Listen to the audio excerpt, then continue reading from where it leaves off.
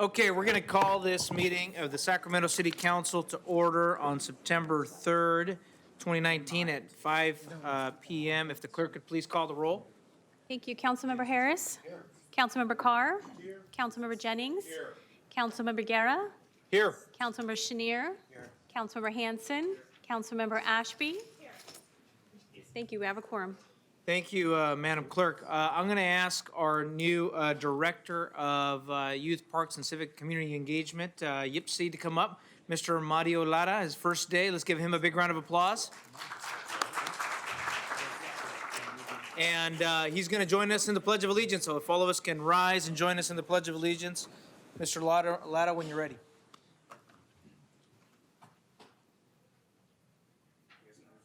Me.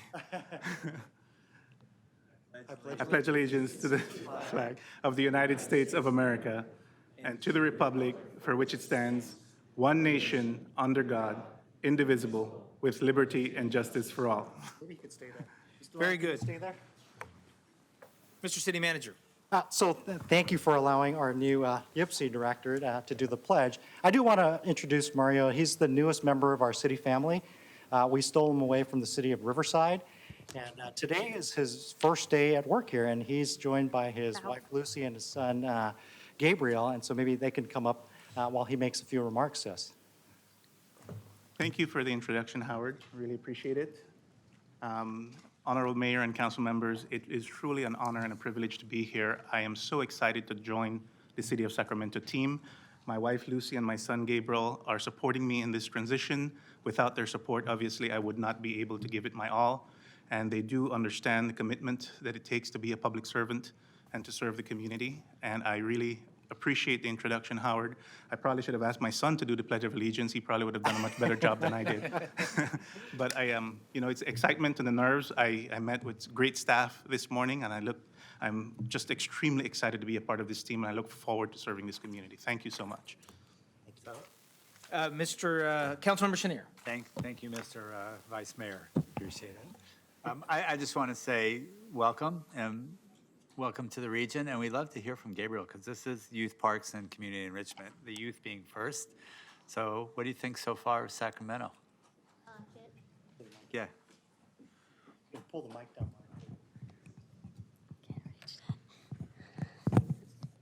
Gabriel's in 7th. I like it. Hey, Okay, well, that's a good start. So. I like that. But welcome to Sacramento. We look forward to working with you. Well, thank you, Mr. Lara and family. We appreciate you here, and you were at the previous Budget and Audit Committee hearing, which showed that after-school programming, and youth services is a top priority of Sacramento residents. Another big round of applause for our new director of YPC. Thank you so much. Okay, thank you very much. Madam Clerk, I think we're on to closed session. Madam City Attorney, do we have anything to report out in closed session? There's nothing to report out. Thank you, Madam City Attorney. Madam Clerk. Our next item is a special presentation recognizing Yvonne Riedlinger on her retirement. Councilmember Hanson. Councilmember Hanson. Thank you, Mr. Vice Mayor. Yvonne, why don't you come on down? You probably mostly used to come down to give staff presentations or to help us with constituent issues when you weren't in the community. But today we have a rare honor of recognizing someone like Yvonne, who's been a city employee, although she just retired, for 43 years. Thank you. Thank you. I wasn't a math major, but my math puts that at right around the bicentennial in 1976. Exactly. Is that right? Yes. Congratulations. You have been, and probably still are when you go out in the community, the face of the city with neighborhood leaders, with residents. You often organize things like the Veterans Day Parade, which you led for 4 years. You oversaw the City Management Academy, and you just ensured that when our neighborhood leaders needed something, that the city, through our Neighborhood Services Division, was there to help them. And Yvonne, I know that there is much love in this city for you, not just from people like me who've grown to know you over the course of years, long before I was on the city council, but through the work that you've done to build our community stronger. And we have a resolution here to celebrate you. I think some of my colleagues may want to speak, but I also, in addition to a council resolution, wanted to present you with a challenge coin from my office, which has our city motto on it and the national motto, but also this other saying, which is Age Quod Agis. It's basically focus on the task at hand and do well and do good. And you did so much for us over the course of years that I just want to recognize your achievements and thank you for your wonderful service to the city. And now when you go out in the community, people won't know that you've retired. So just be gentle with them, okay? Just be gentle with I them. promise. I don't know if there's anything you'd like to say. I guess the one thing I would like to say is that the one or the greatest gift that I received from the city of Sacramento is that I've met some really wonderful people out in the community, as well as some really wonderful colleagues. And I've had the pleasure to work with some astonishing people in the city of Sacramento, and I want to thank them. And I also want to thank that out of all of that, I received a gift of 4 lifelong friends that 2 of which are here with me this evening. They are still working. They're still providing great service to the residents and to you all here in the city of Sacramento. So thank you. Thank you so much, Yvonne. I do note that not only do we have our new Parks Director here, we have our former interim city Parks Director, Shannon Brown, and we've got other of your coworkers in the audience. And so thank you for being here to celebrate Yvonne with us. Ladies and gentlemen, 43 years. Big round of applause for Yvonne. Thank you. And I do have, and Councilmember Hanson's going to come down here and take a photo here.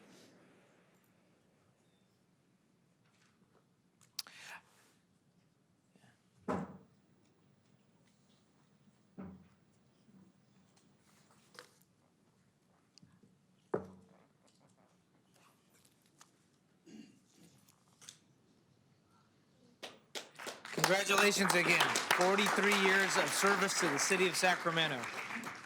Mario, you've got a lot of shoes to fill there, you know. Okay, here we, Madam Clerk, what next item on the agenda?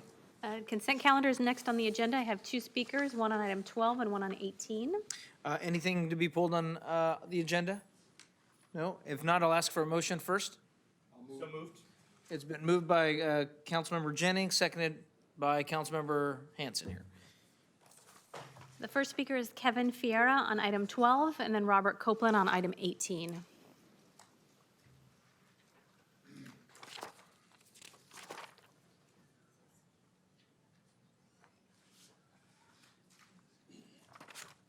All right. Good evening, Vice Mayor, council members. Kevin Ferrer, Executive Director, Sacramento Sierra Building and Construction Trades Council.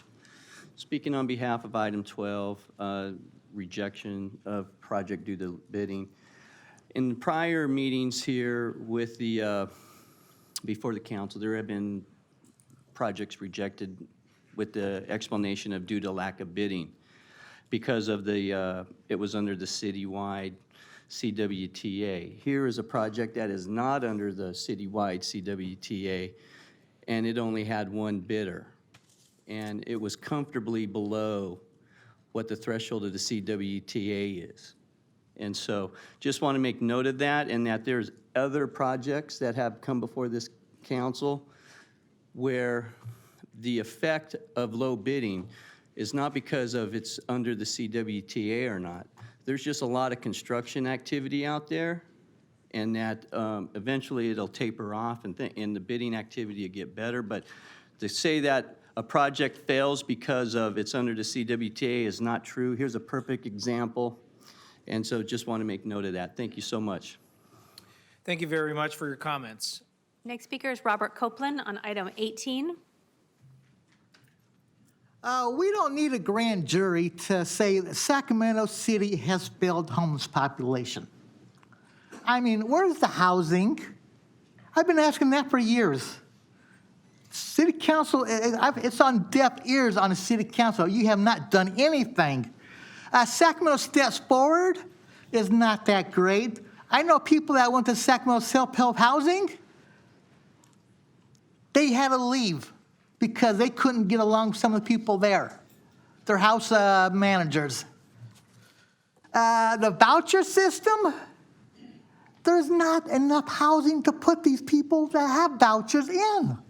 You need housing first. That's the best way to reduce the amount of homeless population is housing. City council does not seem to get it. So come up with a plan for more housing in Sacramento, or the homeless population is going to increase even further. Thank you. Thank you very much for your comments. We've got 2 members on the council signed up to speak. If that's the end of public comment, Madam Clerk. Councilmember Hanson. Thank you, Mr. Vice Mayor. Sometimes the items on consent are really important, big items, but they're usually on consent because they're not controversial. And that can mean because there's been a lot of work done with the community over a period of time.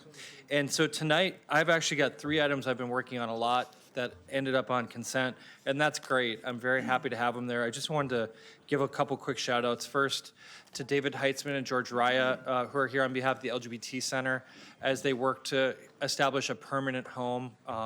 They've been renting for 30-plus years and just moved out of that facility on L Street into a temporary facility until they can complete the acquisition of the new property. But this is a major milestone for the LGBT community in Sacramento and for the people in very real need that they serve. Secondly, I saw Kathy Fleming is here from Fairytale Town, and we've been working with them on reinvesting into Fairytale Town. I don't think it's why Kathy decided to retire, because she's staying on for a little while, but she has announced her retirement. But this project is really important at reinvesting into that facility, which was built originally in the 50s and continues to need renewal and refreshment. And I just appreciate all that you do for the kids, particularly the kids in need in our region, Kathy.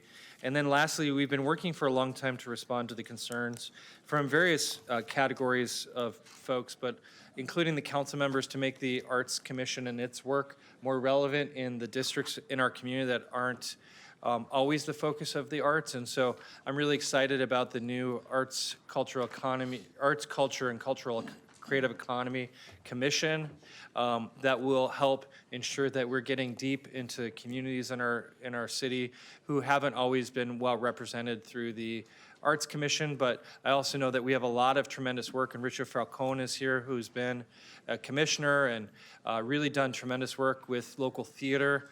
But we have to get deeper into our neighborhoods, especially those who have been less represented, and I'm really excited to see this move forward. And I encourage those of you who will have appointments to the new commission to look at our current commissioners to help carry over some of their work and to ensure that we can continue to go deep in supporting the arts in our neighborhoods. Thank you very much, Councilmember Hanson. Councilmember Warren.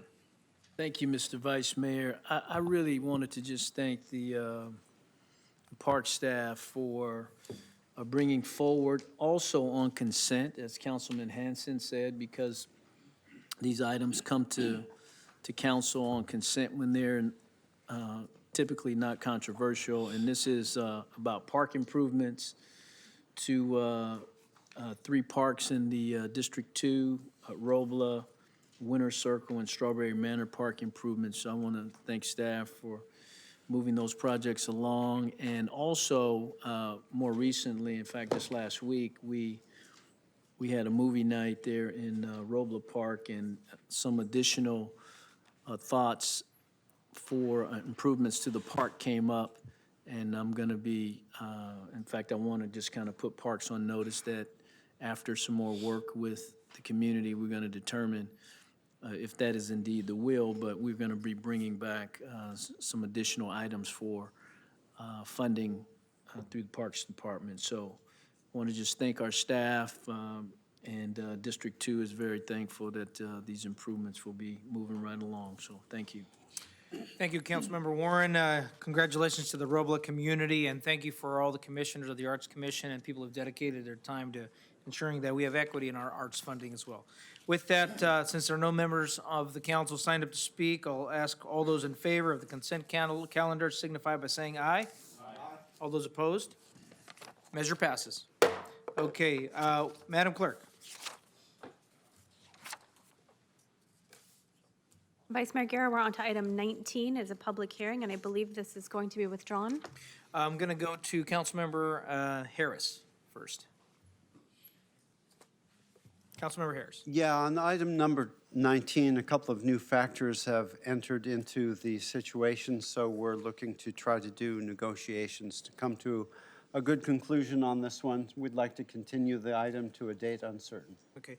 The motion is to continue an item to the date uncertain. Is there a second? It's been seconded by Councilmember Ashby.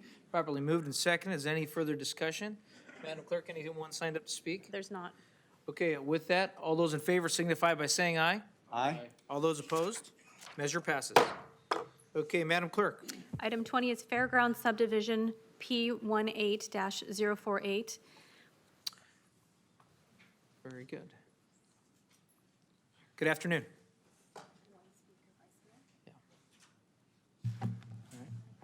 Good evening, Vice Mayor Guerra and members of the Sacramento City Council. My name is Garrett Norman. I am the project planner for the Fairgrounds Subdivision Project.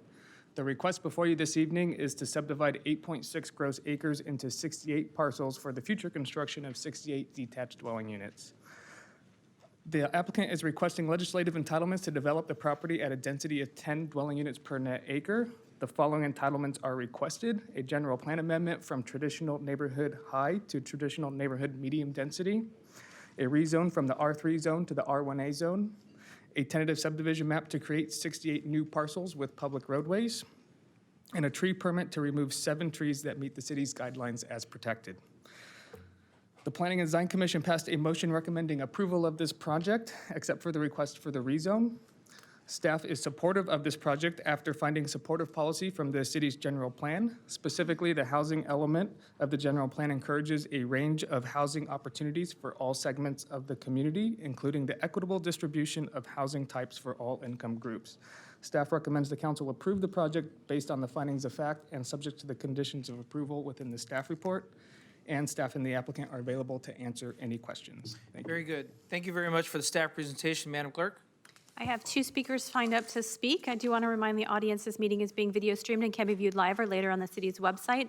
Members of the public who wish to address the council should complete a speaker slip, which can be found at the back of the room. Speaker slips do need to be turned into the clerk prior to the beginning of each item. Please fully complete the speaker slip with any name and phonetic clarification and preferred pronoun. So that everyone has the opportunity to address the council, members of the public are asked to observe the rules of decorum.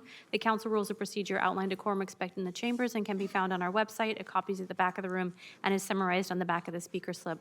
For instance, use of swear words, yelling from the audience, physically threatening conduct, and displays of disrespect are discouraged. The presiding officer will request that a person cease disruptive conduct, and if not immediately stopped, the presiding officer will direct the person to leave the meeting. Each speaker has 2 minutes to address the council. Please silence your cell phones or other communication devices and refrain from using flash photography or lights on video equipment. An cordless microphone, assisted listening device, and parking validations are available from the clerk. So the 2 speakers on this item are Sean Beeham and Pashi Walker. Sean?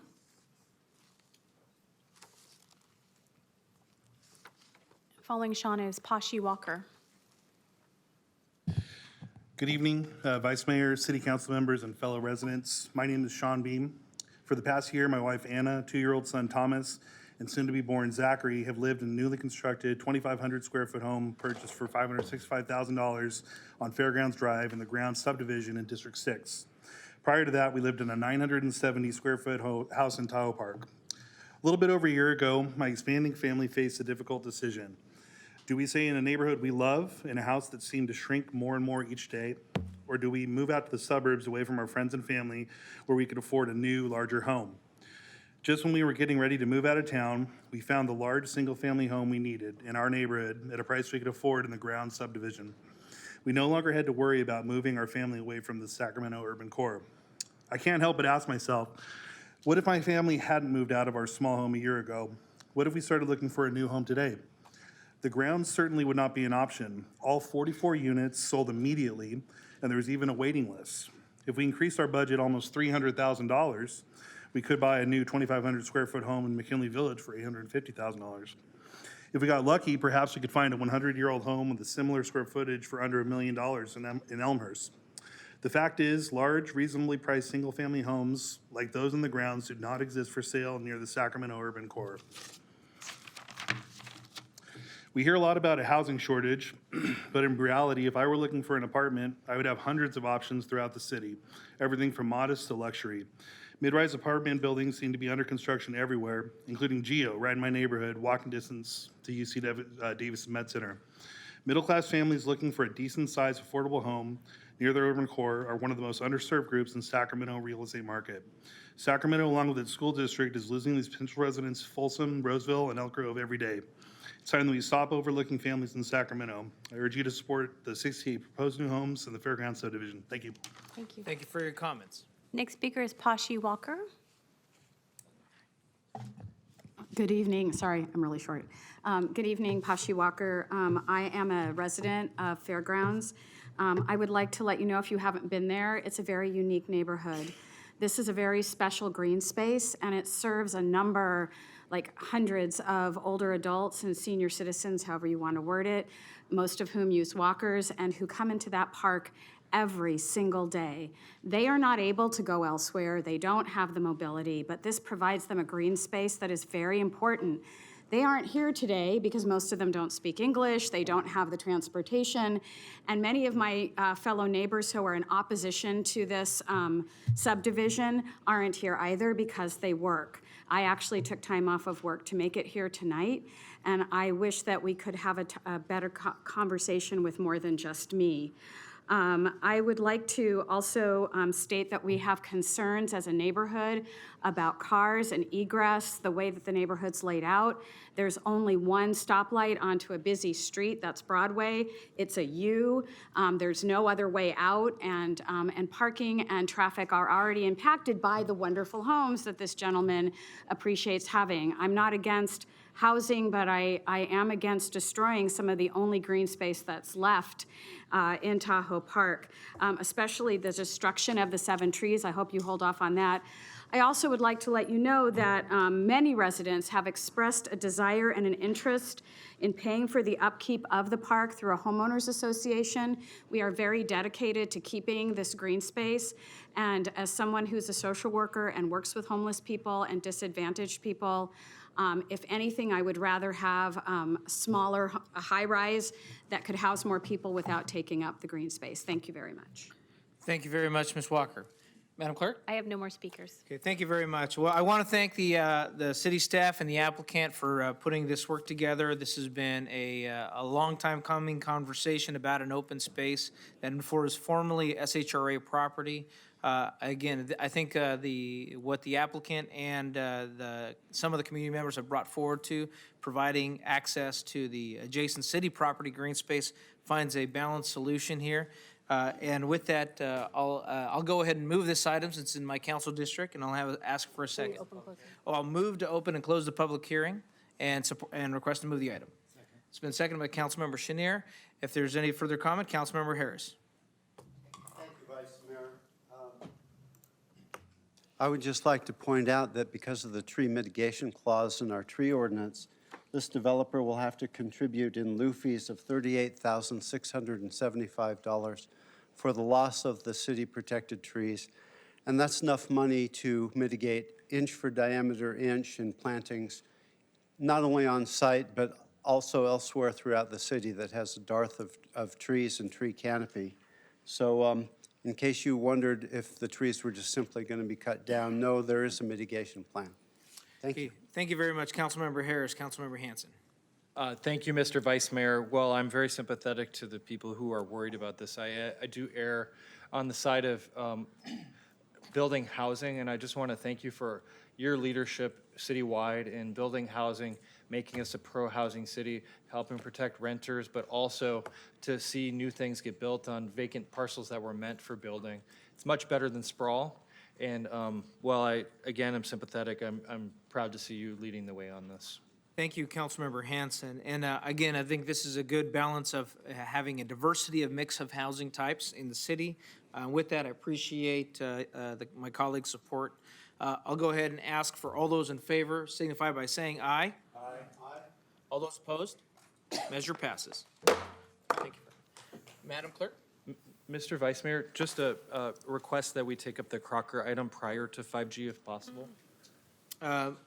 I think Councilmember Jennings had requested that this item be brought forward since it was pushed forward from the night before already. Depending on how long this item goes, I may have to leave before the Crocker item, which is my concern, since it's in my district. Yeah, I understand that, but I think I'm going to have to defer to Councilmember Jennings on this since his item was pushed over from the last time.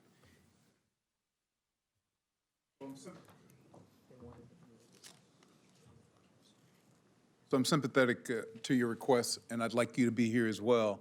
But we did tell the people who were here last week that we would move the item up to the front of the agenda, and we didn't quite do that. I think we're now in a position to move this item. I think we should. I don't think the Crocker item will take more than a few minutes, which is why I was hopeful that, I think the 5G deserves a lot more attention, given the debate that we've had. And so I don't know if the 5G folks will give us 5 minutes to do the Crocker item, but I'm looking for nods in the audience. Okay, they're Good. they're good. Okay, so then I'm going to ask our staff to come up for item 22. Mr. Rich, and I think you've clearly heard the will of brevity from the council. Absolutely. Good evening. My name is Richard Rich. I'm a project manager with the city manager's office. Here tonight with a receive and file item, a brief update on the proposed Crocker Park project, a project that has been initiated and led by the Crocker Art Museum. So briefly, over the past few months, we have been cooperating with the museum team as they have selected their design and architectural team, paid for consultants to perform a traffic and a parking study, and we've explored the feasibility of a city parking garage in association with a new gallery space at Crocker Park. Here with more details, Lyle Jones, the Morton Marcy Friedman Director and CEO of the Crocker Art Museum. Lyle? Good evening, Marcy. Thank you. Vice Mayor, members of council, will make this as quick as we can. Joining me is Stacy Shellnut-Hendrick, the Director of Education at the Crocker. This is our annual update to you about your museum. I have just celebrated my 20th anniversary at the Crocker. Kind of amazing to think about that. And we've seen a tremendous amount of changes during that time. We opened the Teal Family Pavilion on October 10th of 2010, and we have done a good job, I believe, of serving the public and expanded public ever since. I just want to remind you that the museum does begin with Margaret Crocker's gift to the city of Sacramento, made in 1885, creating a public-private partnership that basically fulfilled her late husband's desires to create a center of culture for the state of California. And we've done that. Today, we regularly serve between 250 and 280,000 visitors each year. We rank as amongst North American art museums in the top quartile as far as attendance, membership, and program attendance, very high. Our visitors come from across the United States and from around the world. In fact, last year, over 85,000 of them came from outside of the state of California, and 25,000 of them came from outside the United States. Our visitors come, of course, for exhibitions, and we have a robust changing exhibition schedule. We also send our works in the collection around the world to other museums. And just this past year, works have gone to Germany, the Netherlands, and numerous other countries. We do collect and we add works to the collection in all areas every year. This past year, 400 objects. These objects are the lifeblood of the museum. They allow us to tell the diverse stories that provide relevance to this community. And this is just a few examples of some of those 400 objects, a little bit of everything from African art to ceramics. We have the 5th largest collection of ceramics in the United States, to fine early California furniture, to works by Latino and African-American artists. The museum's also an economic engine. This past year alone, we wrote checks and employed more than 250 artists in our region as both performers and instructors in our programs. We also exhibited the work of over 600 Sacramento artists and provided a sales venue for over 30 regional artists who sold in our museum store. Our first and foremost program, however, is about engaging the community. And I want Stacy to come up and talk a little bit about our education programs. How's everyone? Good to see you all. I was at Chalk It Up this weekend, and it was a phenomenal event. But the thing that I loved was that a lot of members of the Crocker, a lot of patrons of the Crocker, a lot of visitors came up to me and said how much they enjoyed the museum. And I think you all know that the museum that you know as the Crocker Art Museum does museums differently. We believe in going out into the community, being engaged, creating access, and making sure that all the diversity of Sacramento feels at home at the Crocker. Many of you have participated in programs that we've done. It wasn't hard to find images of all of you. I have all of you at programs at the museum. It's been a delight to be able to partner with you on so many different things. We are moving forward in a number of areas. School programs have been our stellar sort of call to fame. We serve over 14,000 young people through our school programs. This particular image is of our Art Arc. We've had a couple of you visit the Art Arc.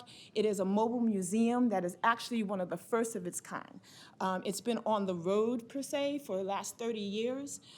We actually think it is one of the first of its kind. It was developed during Proposition 13 when arts education was being cut out of the schools, and it has been riding ever since because we feel it's a commitment to all children to have arts education in the schools. And we're believing in that, and we know you are too. Back at the museum, it's important to say that we serve teachers through professional development. We offer every student that we come in contact with, and that's over 30,000 students a year.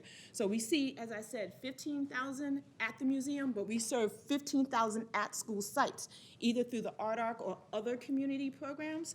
And each of those 30,000 put together receive a free pass to come to the museum with their families. And they can bring up to 5 people free to the museum. And many of them take us up on that. And it's delightful to see young people touring their family through the museum. Here is a photograph of our art spot, Toytopia. We also have Totland. The Crocker was happily funded by First Five Sacramento a few years back to the tune of actually $250,000 to have a suite of early childhood programs.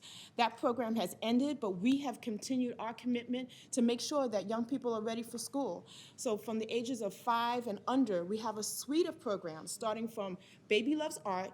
Javi is coming and Henry are coming this weekend, right? To Baby Loves Art, all right. So to Baby Loves Art, to Artful Tot, to We Wednesday, and then we just sort of believe that parents should be engaged. And so we also have a program called The Art of Parenting. So that helps parents help support their children through childhood development. Block by Block, many of you know, this is like my baby. I love this program. I actually have a 15-year-old baby, but Block by Block treats me much better than he does. So Block by Block is a program that focuses on being in the Promise Zone areas, in particular, underserved areas. We've had to go to many areas that we feel lack arts programming. And so we have employed young people through this program who are amazing, along with Faith, who is here tonight. So we're excited that we're able to send these young people out into the community and have them show how important arts is. As they say, you know, a child will lead us, and these children are definitely leading us. Here's a photograph of our community partners because we believe in collective impact. We work with Soul Collective, the Roberts Family Development Center, Sacramento Housing Development, also Sojourner Truth, as well as some community delegates. And so it's really important for us to partner with our community members. We believe that working with the community, as we plan to do with the Crocker Park, is really integral to making sure that we're an institution that supports Sacramento as a whole. Art access is extremely important. We make sure that there's no financial or physical barriers to the museum.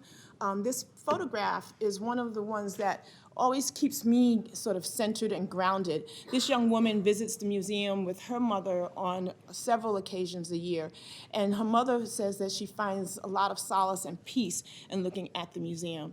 And we want to do that not only for her, but for all of you and for all of Sacramento. Health and wellness. We were funded by the National Endowment for the Arts to have a huge health and wellness initiative that focuses on a variety of things. So we have a partnership with UC Davis on chronic pain. We do yoga and sound healing. We also offer art for meditation, as well as a program that focuses on dementia and Alzheimer's patients. And so we try to support all areas of people's life and make sure they have quality of life. This is an image of how we support artists through some programs like Art Mix, which happens on the second Thursday of the month. We have thousands of people who come to Art Mix. Unfortunately, we would have more if we had more parking, but we'll take the 1,000 that are able to park. And we're excited that we're able to have a sort of a young happening. As I get older, my happening doesn't happen as much, but a young happening group that comes every month.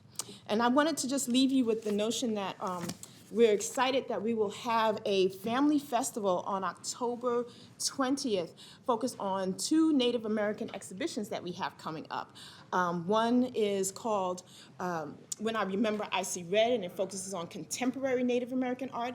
And the other one is American Indian art from Pueblo dynasties in Santa Fe. And we're having a big festival. Many of you have been to some of our festivals. We do festivals phenomenally. And we're excited that we can focus on Native American culture in this one. And so we're excited, and I'll turn it back over to Lyle.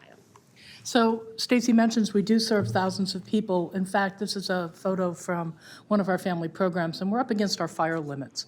And one of the things that we've said always about the museum is that we want to be able to serve this community. We want to be able to serve all members of this community. But there are barriers.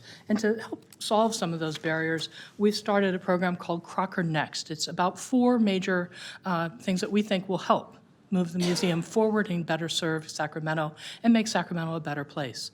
Growing the museum's endowment is number 1. Caring for our growing collection is number 2. Transforming Crocker Park, number 3. And improving museum access, number 4. I mentioned that the Crocker ranks very high in all of our public service activities, number 10th in North America in public program attendance. This is a list of cities that Sacramento benchmarked against in the Creative Edge plan, and the Crocker outranks them all with less money as far as serving the public. We do a lot of things really well. We punch above our weight really well, but there are challenges.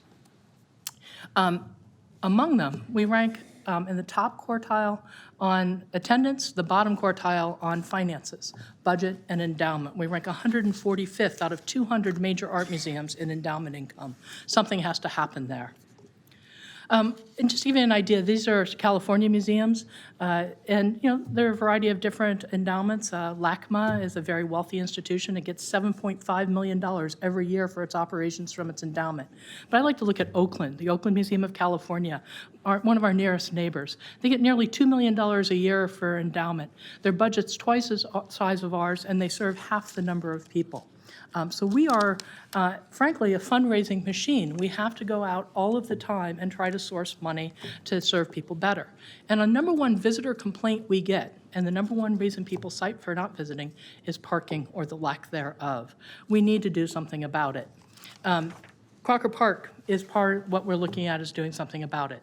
Crocker Park, the block in front of the museum, was purchased by Crocker members in 1973 for future museum use. It was put into the Crocker Trust, which you own. It is not actually a park, just commonly called that. It's an unapproved lot of land. And we want to fix it. We want to make it a real amenity. We selected architects to work with in January, and they are beginning working on site and massing studies. And to make our options a little bit better, we, and this is kind of a hard thing to see, but 2nd Street is being moved in this land mass. 2nd Street is currently where that dotted line is.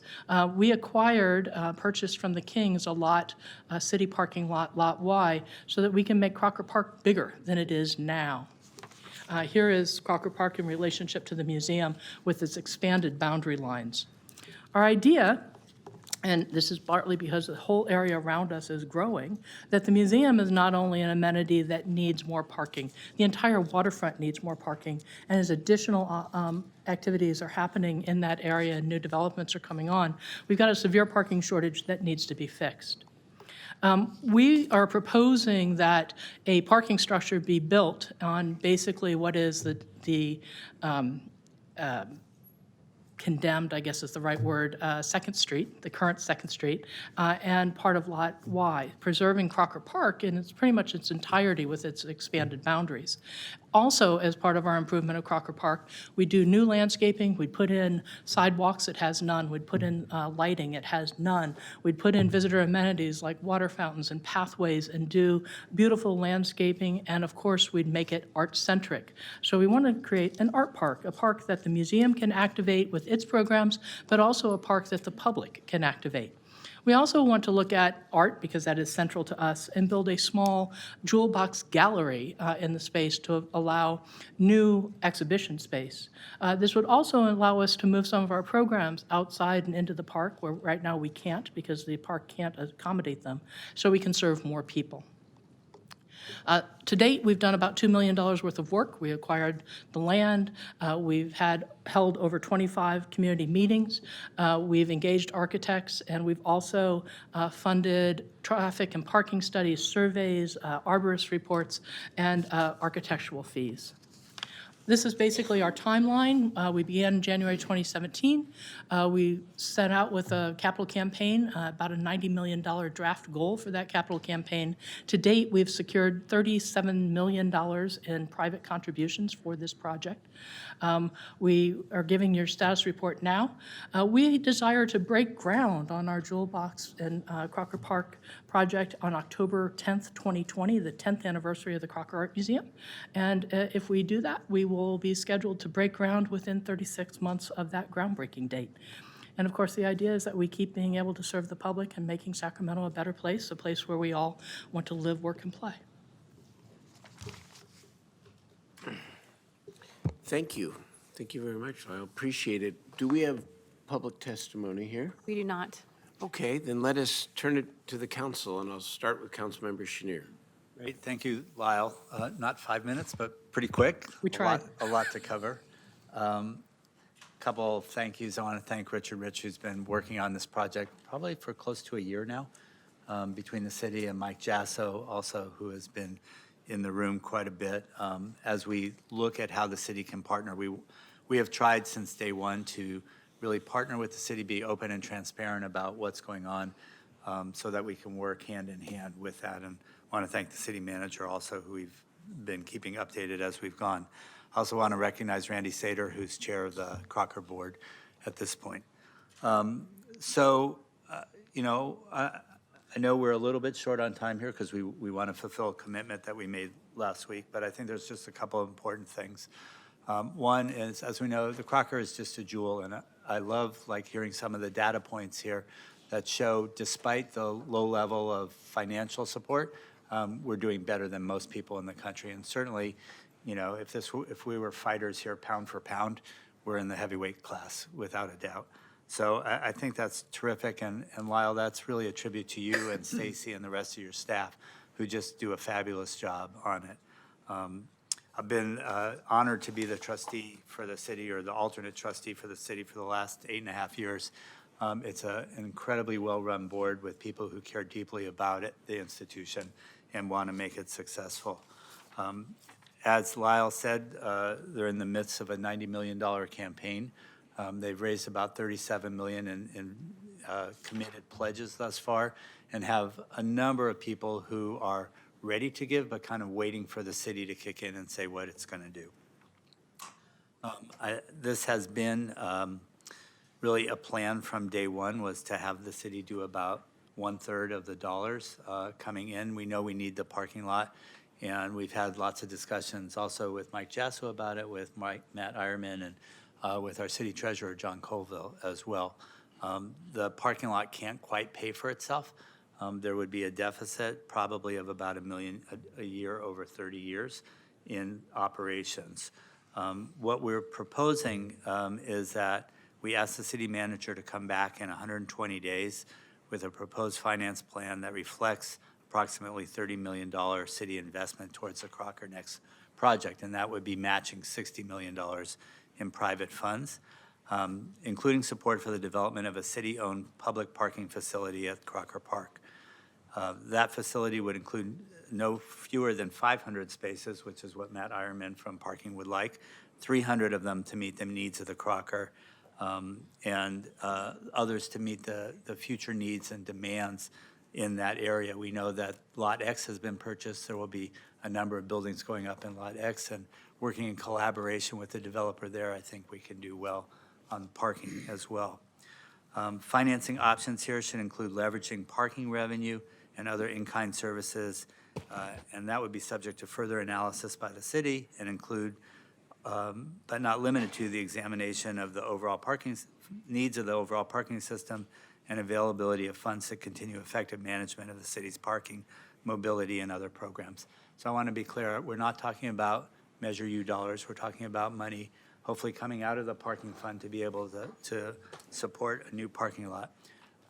I believe this would need to go through the investment committee since they're looking at all things as we build, and this is something that we hope would be an amenity that would attract individuals and actually raise dollars.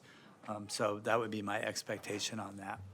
I'm excited about the project. I think it's a great project, as we've discussed. We at the Crocker had probably 50 architectural firms from around the world bid on this project. Any who's who of architecture were included in those bids as well. So it's just a great project and very much needed, connecting also very much to the waterfront project that we're doing and just extending it down a little bit south and towards the Crocker. So I'd like to be able to provide that direction to the city manager. We'll continue to work with you and the Crocker, and Mr. Rich, who's kind of project manager for the city on this as well. Got it? Anyone want to second that? If not, I would. So let Councilmember Hanson speak first. Go, of course. Thank you, Mayor. I didn't know if there was going to be a rush to second, but I knew I was speaking next, so. I'll just be brief because these folks have been so kind as to wait, but we have a similar problem happening with the Crocker that we anticipate to happen with the convention center, except there it's hotel rooms. We know we don't have enough of. Here we expanded, and the city just never added any more transit options or parking options to the location. Meanwhile, the city's been in full flourish over the last, particularly 5 years since the Golden One Center got underway. I would add, with the development of Lot X, I think it's going to exacerbate these problems quite a lot because that's the vast majority of the off-street surface parking that the Crocker uses. A lot of people know it's in my district, and I'm passionate about the arts. Stacy, you and your team do a great job. Lyle does a good job too, but we know we rely on you a lot. Whether it's for the community work, having the art arc out at Leotata Floyd always touches me. Going to your events and seeing the kids from all backgrounds there, of all levels of means, shows that art isn't just something for people who live in ivory towers. It's really something for people who live on the ground and need hope and inspiration. But I would say, as we work on this, and I'm supportive and I'll second this, I think that there's continues to be a logistical challenge, and we have, and I'm guilty for suggesting we move Second Street, but I also think with this new proposal, Lyle, we may not need to move Second Street if we don't need that segment of Second, we could put the garage over it. So I think we need to look at several alternatives that may save the money to move the street and maybe add that space back to the park and shift the garage closer to the freeway. And that would then allow me to have my lifelong ambition of having a Crocker art sign facing the freeway, so the 100,000 people a day who pass would know that that is a place of art and creativity, not just a place of cars. And I think that's a phenomenal opportunity. So with that, thank you to the 5G folks for giving us more than the 5 minutes, and I apologize on the time estimate, but I wanted to add one thing that I neglected. So there's Okay, I'm done. There's also a storage problem at the Crocker where we have a collection that's large enough that we are storing art in 7 different locations, which really doesn't work. And the History Museum also has a storage problem. So I'd like to see, in adding to that direction, as we're looking at the parking, if there are funds that we can solve these two storage problems at the same time, I think that expands what we need to do. This museum is a community treasure, and it is not only about fine art, it is about community. And every time I'm there, I see it, and it's always overflowing. And I appreciate Jay and everybody else who's worked on a creative approach to trying to finance the expansion, as opposed to, looking at the same pot of money that we're all going to be looking at to try to fund many community amenities. That is noteworthy and appreciated. And the connection to the waterfront, again, makes it a no-brainer. So I will vote aye. Okay. All in favor, please say aye. Aye. Aye. Opposed, abstained. Thank you very much. Thank you. Appreciate it. Ellen, Stacy. Okay, what are we, since I came a little bit late, we're going to the 5G item now? Okay, let's go to the 5G item. So, Mayor, City Council, I'd like to just give a quick update. The 5G wireless deployment update was supposed to happen last week on the 27th. We all know it didn't happen because of the length of our meeting, and we moved it to this time. And I want to thank all of my constituents from District 7 and other areas of the city for working with us to move it to this date, and we made sure that it was a date and time that they could come to. So I want to personally thank them for their working with us, not only last week, but tonight as well, because it did move a little bit longer. But there's a question that I've gotten in many emails and personal conversations about 5G, and the question is 5G safe? And that's the number one question that most people want to know. Some people have an opinion, some people have facts. In their mind, they have facts that it is or is not. And so I think what we've done with the city is we've decided that we're going to have a forum here in the council chambers so that the whole city can hear the conversation as opposed to just being in District 7. And I know I promised that we would do a forum in District 7, but I wanted the whole city to be able to hear this conversation so that we could be informed. And so I think the conversation tonight will help inform us. And if there's some other things that we need to do after that, then we'll talk about that at that time. But I'd like to turn this over to the city manager for him to start the conversation about 5G. Perfect. Thank you. Mayor and Council, so as Councilmember Jennings mentioned, this item's here before you tonight because he requested staff bring before the entire council a discussion on 5G wireless implementation. He asked that staff address the regulatory framework that the Federal Communications Commission has put in place surrounding 5G and to look into what can and cannot be done within that framework. He also asked that we find an expert on radio frequency that can discuss the safety aspects of 5G, and that this presentation be before the entire council so that all of the information presented is in the public record and available to those who could not make the meeting. And so with that, I'll turn it over to Maria McGonigal, the city's Chief Information Officer, to begin the discussion. Good evening. Thank you. Mayor, council members, my name is Maria McGonigal. I'm the IT Director and Chief Information Officer for the city, and I'm here tonight to report on wireless development, including 5G, as directed by the council. The city of Sacramento has been working in partnership with wireless telecommunication service providers to modernize wireless and fiber optic infrastructure throughout the city for several years now. There are currently 673 small cells constructed on city streetlight infrastructure throughout the city. Of these, about half of them are currently active. New networks such as 4G and 5G can offer significant improvement in capacity and speed that can be utilized for things like advanced computing, public safety, autonomous vehicles, and smart cities technologies. A modern wireless infrastructure can improve the city's ability to deliver effective services to the community. It can help carriers meet the demands of their cellular and internet customers and potentially spur economic development by attracting people and companies that rely on these advanced technologies. Local governments have limited control over the development of wireless facilities. State and federal laws mostly preempt local authority.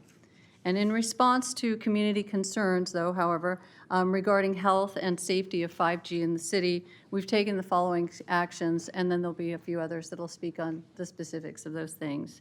So in summary, though, the city attorney's office has conducted a thorough review of the city's authority to regulate wireless development and can speak on that.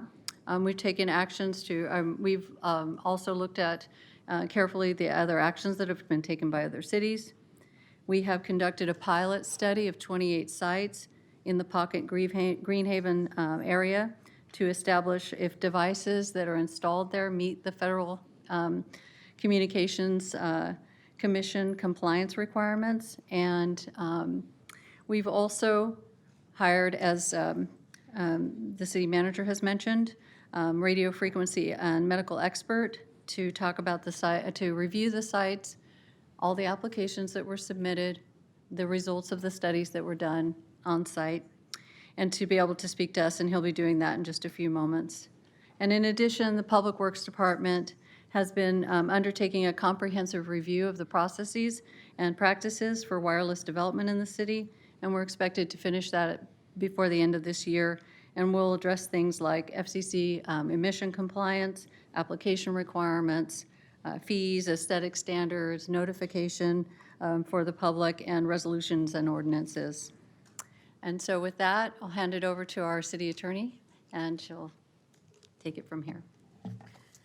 Thank you, Maria. Yes, Mayor and Council, in conjunction with the City Manager's Office, the Council also directed my office to look at what, if anything, the city could do to ensure that the 5G technology deployment was safe. And exactly as Maria presented, the FCC regulates the safety standards, and the city does have the ability to determine whether or not the radio frequencies are meeting FCC standards. And we did retain a professional engineering company, Hammond and Emmett, to test those radio frequencies. But beyond that, it was important and it was imperative to this council to determine the health aspects of that and to ensure that, in fact, the 5G and 4G technology was safe. And so I'd like to ask Dr. Bushberg to come up to the podium.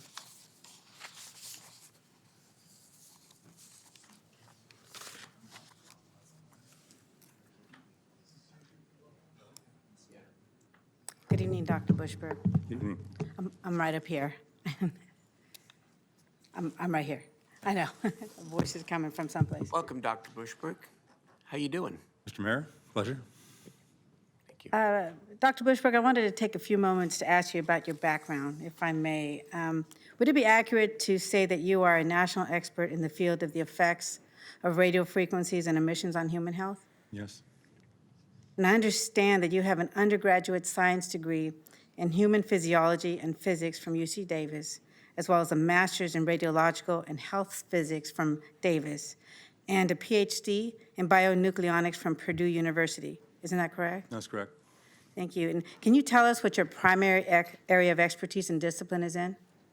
It's medical physics and health physics, and in particular, study of the biological effects and safety of both ionizing radiation, like X-rays, and radio frequency, or we call non-ionizing radiation, like radio frequencies, and the subject of tonight's discussion. In wireless telecommunications? Right. Now, isn't it correct that over the last 30 years, your professional experience includes serving as part of the medical school faculty at Yale University and UC Davis? Yes. And on what subjects did you instruct? Mostly radiation biology, radiation protection, biological effects of ionizing, non-ionizing radiation, various courses dealing with both detection, measurement, assessment, and bioeffects of both ionizing and non-ionizing radiation. Non-ionizing radiation being the use that's used by wireless telecommunications. Yeah, among other uses, yes. Thank you. Now, you also served a fellowship at the Mayo Clinic School of Health Sciences in radiological physics and radiation biology. And in fact, your Yale University fellowship was in radiation therapy. Isn't that correct? Correct. Thank you.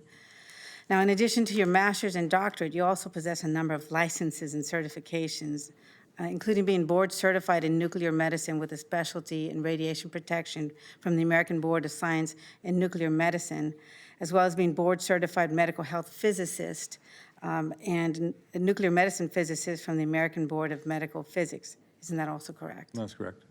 Thank you. Dr. Bushbrook, you've served as a subject matter expert in ionizing, as you said, and non-ionizing radiation protection. You can explain all of that to us in a little bit. Radiation biology and radiological emergency medical management for the U.S. Department of Homeland Security, the World Health Organization, the U.S. Food and Drug Administration, and the International Atomic Energy Agency. Isn't that correct? Yes. Now, can you briefly inform the City Council and audience what work that entails? Well, it ranged from evaluating the scope, nature, and response to radiological emergencies involving radioactive materials and terrorist activities, to evaluating best practices for setting standards for non-ionizing radiation exposure and ionizing radiation exposure, taking into consideration a wide variety of different variables, including the nature of the technology and the number of people exposed and the environment in which they would be exposed. Thank you. You're also currently the chair of the board and senior vice president of the National Council on Radiation Protection and Measurements, also known as NCRP, and that the NCRP is chartered by the United States Congress to support radiation protection by providing independent scientific analysis, information, and recommendations to represent the consensus of national leading sciences. Is that also correct? Did I capture that correctly? Yes, that's correct. Thank you. Now, in this capacity, you're recognized as an expert on the biological effects, safety, and interactions of ionizing and non-ionizing radiation, and you hold multiple radiation detection technology patents as well. Yes. And I know you're going to go into more detail about that in a moment. It's also important that you're a former commander in the U.S. Naval Reserve and the former executive officer of the Chemical, Biological, Nuclear Technical Unit 120 Pacific, which is a multidisciplinary military emergency response and advisory team based out of the Alameda Naval Air Station. Yes. And you were one of the authors of the medical school textbook, The Essential Physics of Medical Imaging. That's in its third edition, I believe. Yes. That's good. Now, just a few more questions, Doctor, because I know you have information that is important for this council and the audience to hear. It's also my understanding that you have served as a radio frequency safety consultant for a number of jurisdictions, and you review work on wireless telecommunications for the city of San Anselmo, as well as other cities, and the United States Congress, among a few.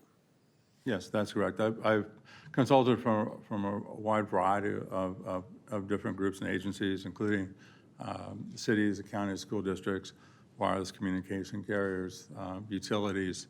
There's been a lot of misunderstanding about the biological effects of wireless technology, so there have been a lot of need for explanations and understanding and perspective. So pretty much wireless is something that virtually all quarters utilize in a modern society, and so these issues come up quite frequently. As they have here in Sacramento. Now, with regards to the work you're doing for the city of Sacramento, you've been asked by the city to not only provide your expert medical opinion on any health effects on humans, on these non-ionizing effects of used by wireless telecommunication, but also to review the recent results of the FCC safety compliance testing, the radio frequency emissions testing performed by Hammett and Edison, and to provide an independent evaluation of the methodology used by them to perform those tests to ensure that they in fact are meeting FCC standards and can measure those. Is that correct? That's correct. Thank you. And the city engaged you to provide your expertise in evaluating 28 installed 4G and 5G sites, specifically in the Pocket Greenhaven pilot area, as we refer to it. You were asked to specifically determine if, number one, FCC requirements were being met, Do the sites in the evaluation pilot areas meet FCC requirements? You were asked to look at the method, whether or not the method of measurement used by Hammett and Edison was accurate and would actually measure what we needed it to measure. And were the methods used to measure the radio frequencies appropriate to determine compliance with FCC standards? And you were asked to look at whether or not it's safe for the communities and residents in proximity to the installed sites, and are the sites in the evaluation safe for residents of the city? Do you believe that based on your comprehensive research on the biological effects, safety, interaction of non-ionizing radiation on the human body, and your evaluation of the testing of these sites, that the 4G and 5G sites installed in the pilot area are safe for the community members living in proximity to those sites? Yes, I do. Could you please explain? Yes, over to the next slide, please. Or do I control it from here? Yes. One.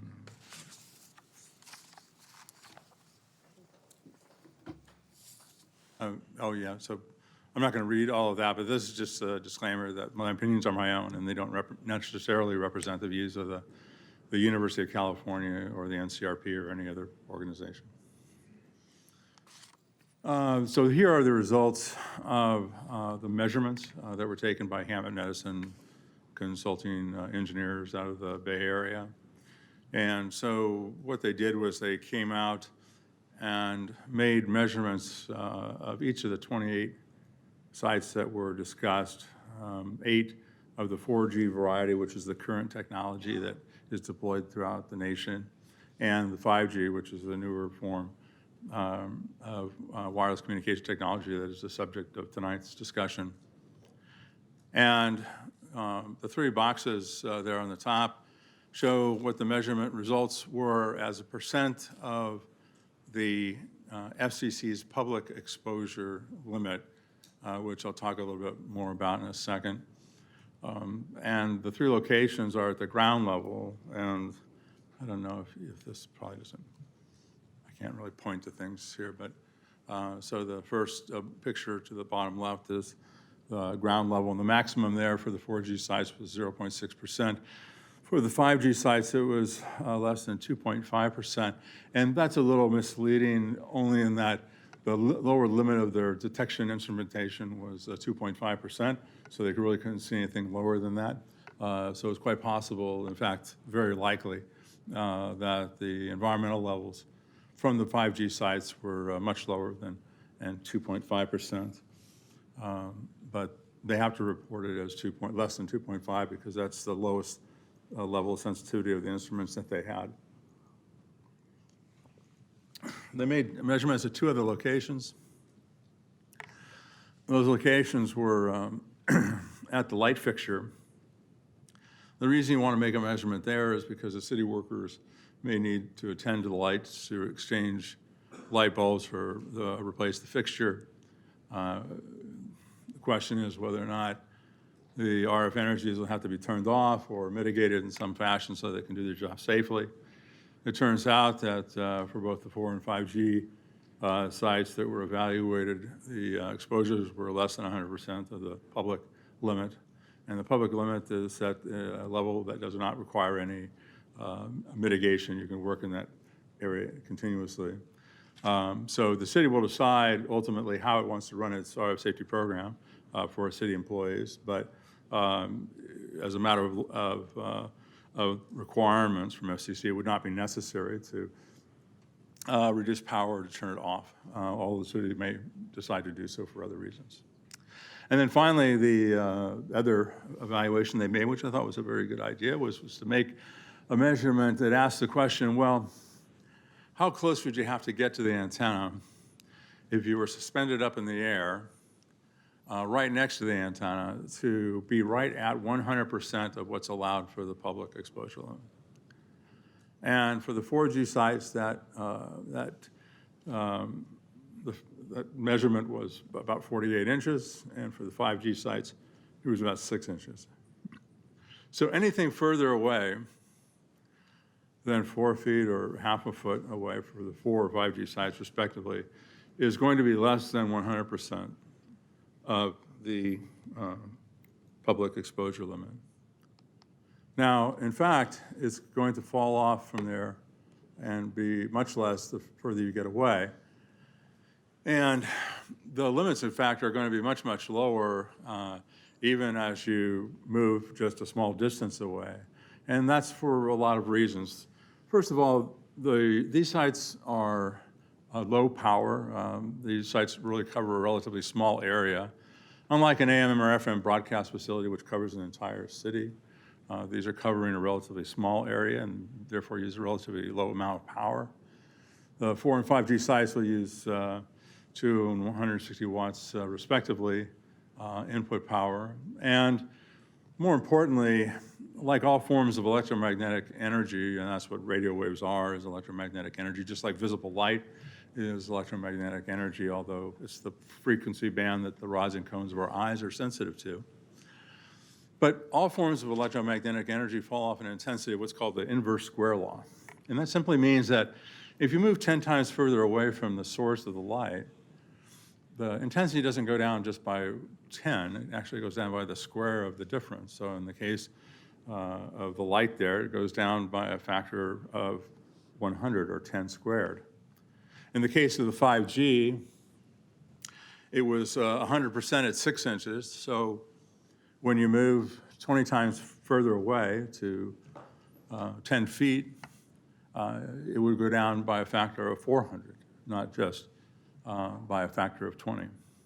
So the third reason that it falls off very rapidly with distance, or the levels are very low where the public is located, is the fact that unlike that candle that you see that produces a pretty uniform distribution of light around it, the antennas that are used for wireless technology are directional in nature, and they focus the vast majority of their energy at the level of the antenna out towards the horizon.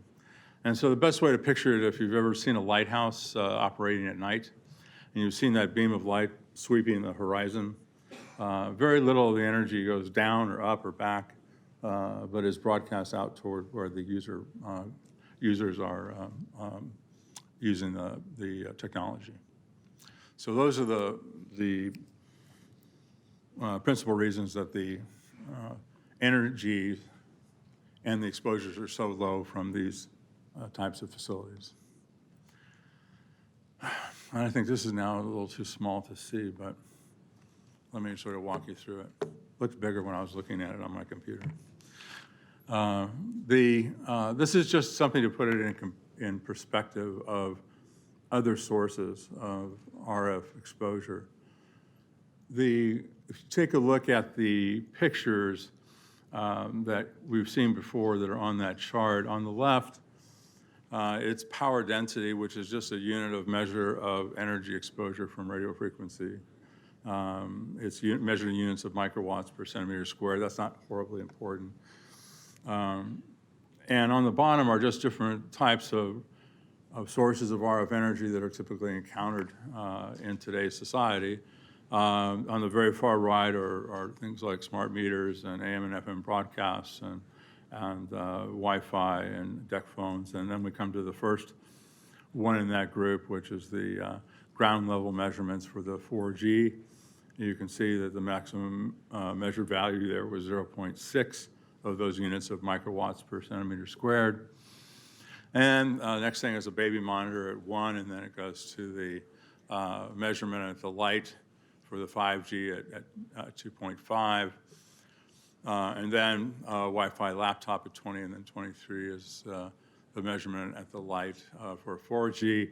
And then up all the way to using your cell phone, typical exposure to you while using your cell phone. And then finally, one of the limits for the FCC, which is frequency dependent, up there at 520. The frequency limit for 5G technology and for 4G technology is not 520, it's 1,000. And I can explain why they're different at different frequencies if you wish. But this is just an example to show you typical exposures from other wireless types of systems that are widely used in our society. Now, about the current regulations.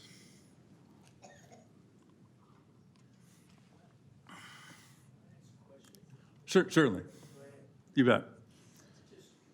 You bet. Your slide. Yeah, the previous slide. Can you go back to the previous slide? The one before this. Yes. Yep. What was the one that showed the different levels of radiation, baby monitor, and all of those? This one. What? Yeah. It's not on my screen.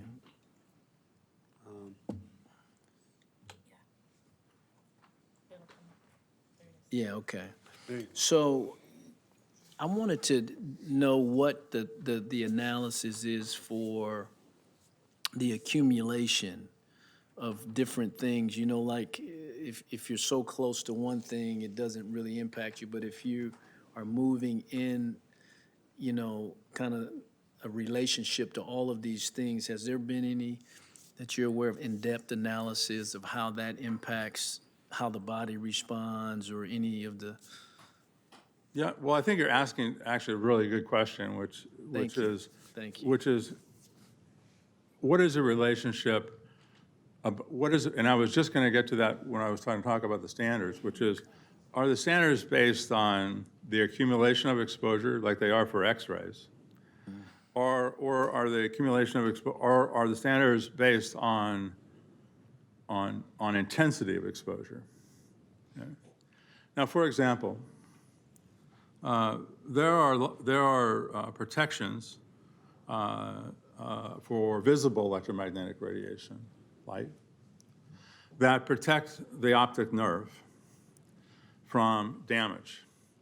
And we know at what intensity the optic nerve would be damaged by light.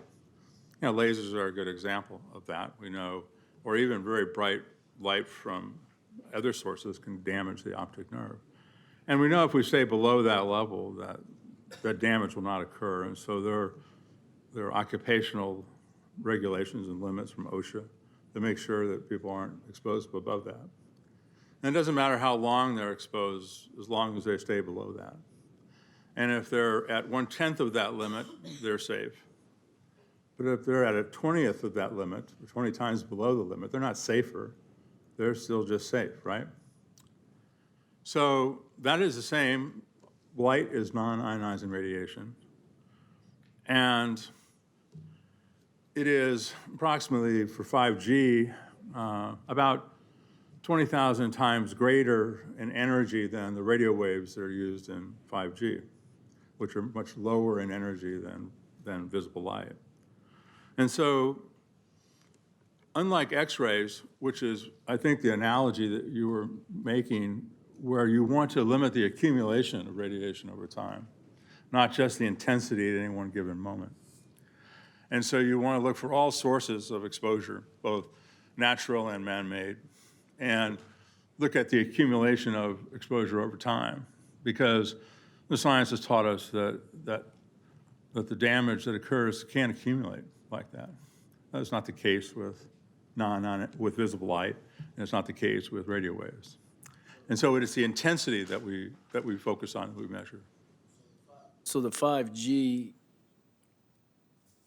the accumulation wouldn't have an impact, is what you're saying now, is because... Right, because the energy is, if the energy is below the threshold for harm, then there is no harm, regardless how long one is exposed. For example, whether you're exposed to moonlight or room light, it doesn't matter how long you're exposed or where you're exposed. Okay. All right, I got it. Thank you. Sure.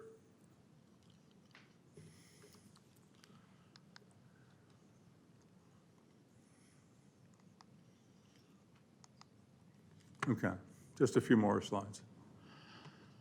So the regulations that the United States uses were formulated shortly after the Telecommunications Act of 1996. And the regulatory authority as has been mentioned, are seated with the FCC. Now, if you've ever been to the FCC, there's only a couple of different kinds of people there. There are lawyers and engineers mostly, and some politicians. And you might walk in there and ask the question, well, how can a group of engineers... There's a joke in there somewhere, but I... Well, I don't know if it's a joke, but the reality is that a lot of people ask the question, how can engineers and lawyers set a safety standard because, where are the health and safety people to evaluate the cancer biology and the epidemiology and all the others? And they get that. I mean, they understand that while they have the legal authority, they're not health experts. And so that's why they turn to the federal health agencies and asked for their recommendations. So they went to the EPA, the FDA, the NIOSH, OSHA, and asked them what their recommendation would be for the health and safety standard. And at the time, there were two voluntary standards that were in existence. One was from the American National Standards Institute and the IEEE, and the other was from the National Council on Radiation Protection and Measurements in Washington, which is a congressionally chartered scientific organization that was mentioned earlier. And basically what they did, and this was principally the EPA and the FDA's recommendation, is they took the most restrictive parts of both of those standards, they cobbled them together, and they handed them to the FCC, and they said, use this.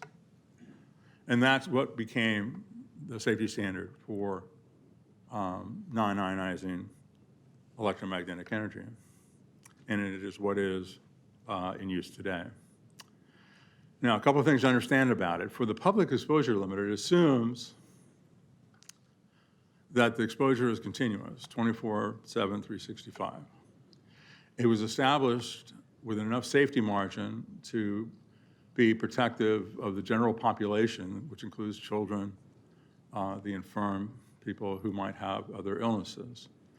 And in so doing, it incorporates the principle of precaution by establishing a 50-fold safety factor between a level that is thought by the vast majority of scientists to be a threshold of potential harm to the level that is allowed for continuous exposure, so they're 50 times below that.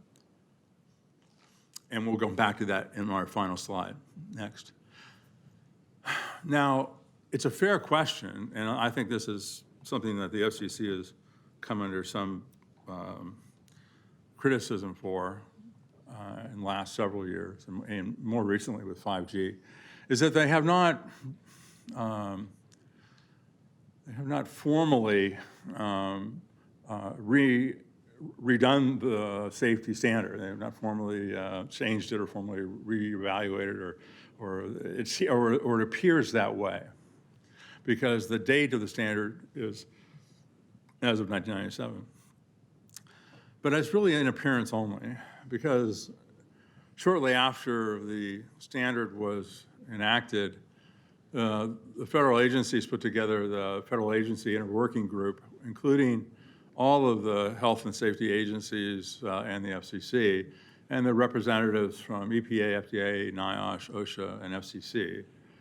And this interagency working group meets six or seven times a year, either in person or by teleconference, for the very purpose of evaluating the safety of RF and looking at what the rest of the world is doing, and asking the question, do we still feel our health and safety standards are adequate to protect the public, or do we need to recommend that an investigation be formally submitted? And they would likely turn to the NCRP and ask for another review of the literature. And people have asked me, why isn't the NCRP reissuing its report? Why? And we don't, the NCRP, just to be clear, we don't decide what we work on. We work on whatever the federal agencies tell us they want us to work on. They give us the grants and the contracts to do the work. We're not independent in the sense that we just decide what we want to work on. They ask the questions of what they would like us to assess, and we work to answer the questions that they have.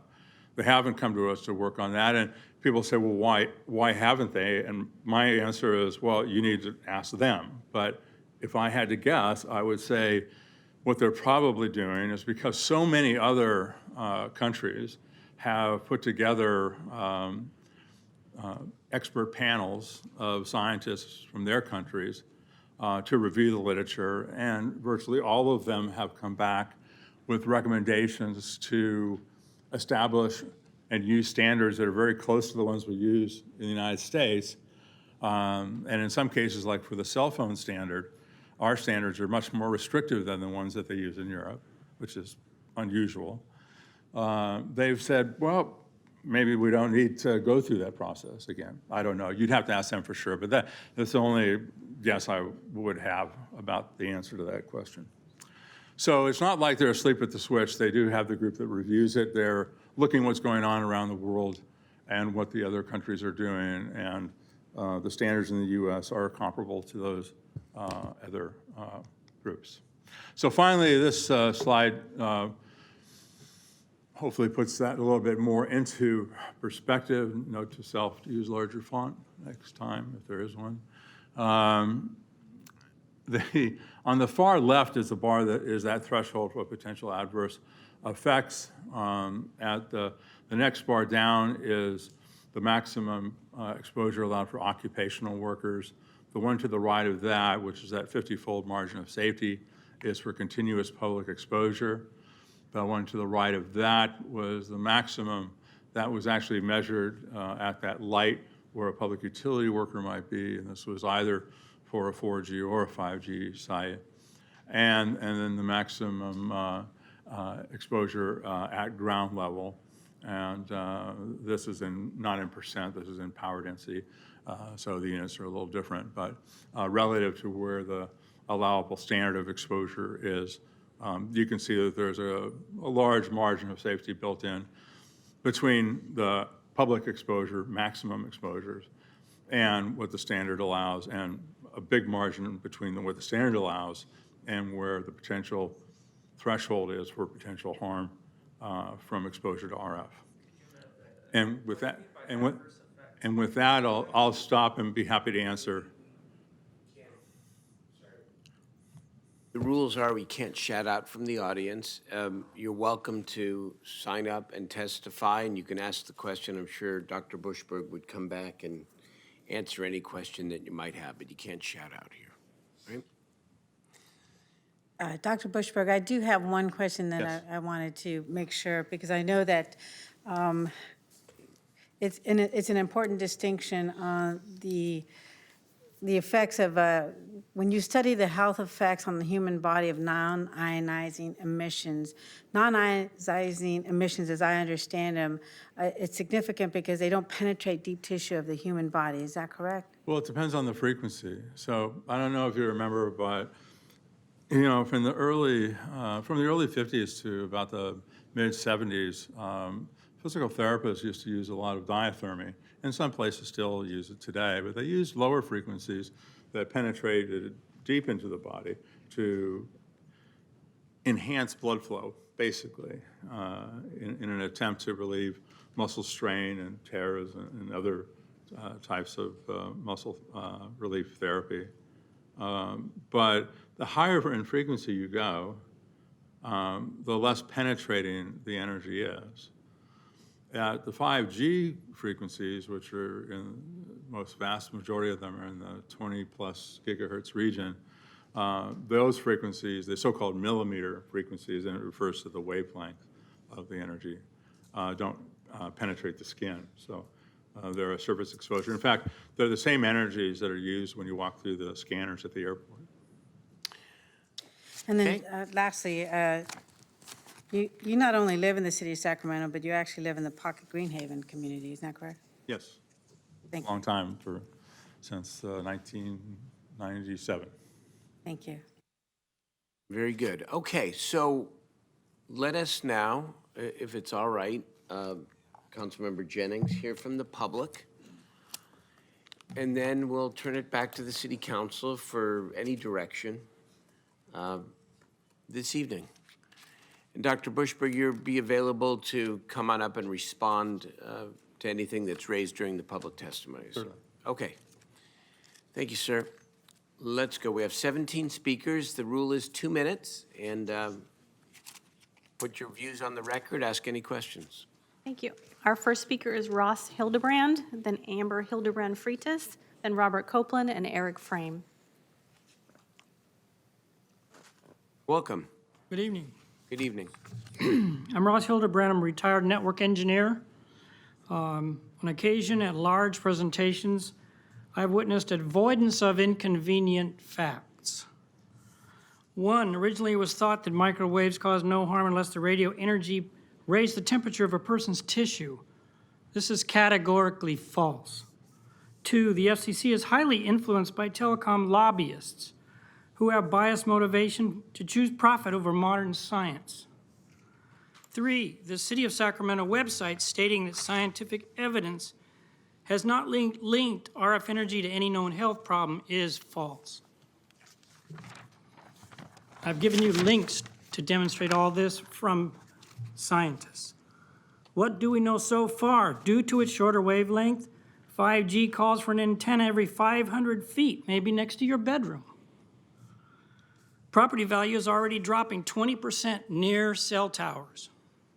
20%. 2015, 41 nations asked the UN for education on RF health risks. 2017, 180 scientists and doctors from around the world asked for a 5G moratorium. Installed 5G is already affecting Sacramento citizens, some of whom are in this room. Over time, your blood cells, DNA, brain-blood barrier, sperm, and eggs are compromised by microwave frequencies long before visible signs. How these things occur, the mechanism that they occur is already known, and I have provided you all a soft copy of this with links to the documentation. If you were not told these things, you were not in full disclosure from Verizon. You were misled, and your contract should be invalid.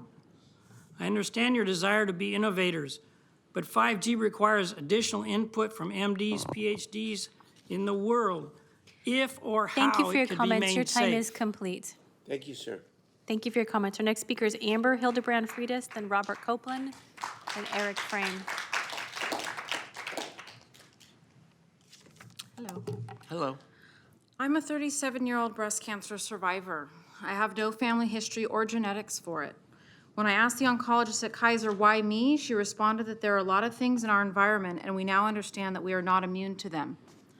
5G is one of these things, and many leading scientists from numerous colleges and countries agree. I spent 2 years fighting this battle with a bald head and a lifeless body. I had to accept that I could likely die in the arms of my children and parents. Nothing is more important than our health, so I hope you take this seriously. I understand Sacramento wants to be a gem of the state, but you cannot agree to modern technology without looking at modern science, not 1997 science. And one scientist here today does not equal all the science proving otherwise from numerous scientists from numerous countries. The FCC says 5G is safe, but their standards are based on science with major gaps. The FCC is staffed from communication lobbyists that financially benefit from the 5G overhaul. Read the book published by the Harvard University titled Captured Agency: How the FCC is Dominated by the Industries It Presumably Regulates. They do not at all look at the long-term low-level exposure that we are speaking of. I'm talking about real science, scientific advisors to the World Health Organization, the U.S. National Program, the Ramazzi Institute in Italy, the International Agency for Research on Cancer, Center for Family and Community Health at UC Berkeley. The list goes on and on. Scientists from 42 countries are asking for a halt in this technology because it's unsafe. The Council is putting its blinders on. It shouldn't matter if you are in this too deep. If it's wrong, you need to backpedal and do a U-turn. The mechanism by which the non-ionizing radiation harms us is not by affecting DNA directly, by what it dramatically increases free radicals in the body, notably hydroxide, one of the worst free radicals, past the body's natural capabilities to counteract them. It causes poor molecule. Thank you for your comments. Your time is complete. Thank you. Our next speaker is Robert Copeland. Robert Copeland, Eric Frame, then Patricia Craig. I'm going to admit, I don't know much about this topic, but you should have done this before you had the cell towers in the Pocket Greenhaven area. I mean, would any one of you want next to your home? And I was Steve Pence, I would ask him that same question. You're putting the cart before the horse. And a lot of times, technology is ahead of the regulations or the study of what they're supposed to regulate. The expert should know that, but he didn't say anything about that. Does he know any schools that had to remove a cell tower close to where they were at because of students being adversely impacted by the 5G radiation? You do your homework, get more evidence from all the other scientists, not just one expert. Thank you. Thank you, Robert. Next speaker is Eric Frame and Patricia Craig.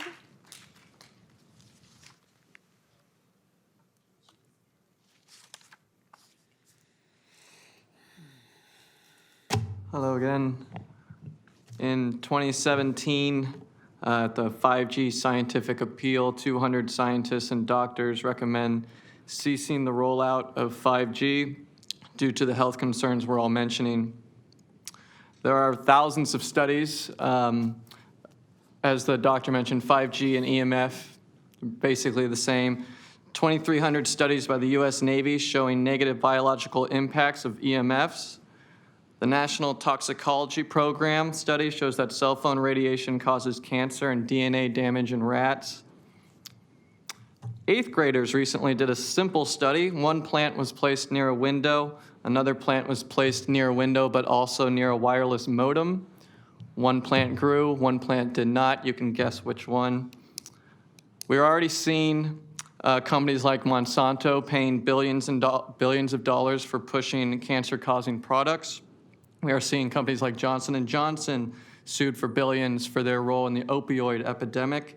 And I believe that we will soon see these telecommunication companies being sued for billions of dollars as well for the health ramifications of 5G. There's a pattern in this country of federal regulators being in bed with the very industry they are meant to regulate, and we are seeing that once again with the FCC and the telecommunication industry. We saw that with the EPA and Monsanto as well. We live in a time where we are the sickest generation in human history. We have chronic illnesses skyrocketing, especially among children. Each one of us knows someone who has passed away from cancer. My mother passed away from cancer. My next door neighbor died from brain cancer. Mr. Warren asked the correct question about accumulation. You guys are all sitting in front of computers right now. You have cell phones in your pocket, I'm sure. I implore you guys to do your research. EMFanalysis.com, Lights Out by T.S. Wiley, Dr. Tom O'Brien, Ann Louise Gittleman, a book called Zap, Dr. Martin Paul, and Dr. Devra Davis. Our next speaker is Patricia Craig. Following Patricia is Dan Patowski, then Hannah McMahon. Hello, Mayor and City Council. Thank you. I am Patricia Krieg. It is obvious from the actions of the City Council that they are trying to retroactively justify their decision to rush the deployment of 5G, a decision they made without any input from the public. The city has hired Dr. Bushberg, a known industry mouthpiece since the 90s, to try to mislead the public into thinking that 5G will be safe. Our group requested an opportunity to deliver our own presentation. This request was denied. Our group asked for a copy of the invoice to know exactly how many thousands of dollars Dr. Bushberg was paid for his participation. This information has not been provided. So as usual, restricted to 2-minute presentations, our group will be presenting information showing why Dr. Bushberg cannot be trusted. We will present information showing definitively that the FCC is completely controlled by the wireless industry and their safety standards are inadequate. We will present information showing how many other cities, states, and countries recognize the health and environmental impact of 5G radiation and the steps they have taken to protect against it. Lastly, our group will present testimony from other leading experts who have the opposite opinion of Dr. Bushberg and the wireless industry, claiming that 5G presents a very clear threat to the health of Sacramento and to people around the world. These experts include highly respected physicians and scientists with prestigious positions, such as senior researchers for the National Institute of Health, which is the primary agency of the United States government responsible for public health research, as well as advisors to the World Health Organization and the International Association for Research on Cancer, two of the world's leading authorities on health. Everything presented today will be submitted to the public record. Thank you for your comments. Your time is complete. Our next speaker is Dan Patowski, then Hannah McMahon, then Maria Kelly. The overhead.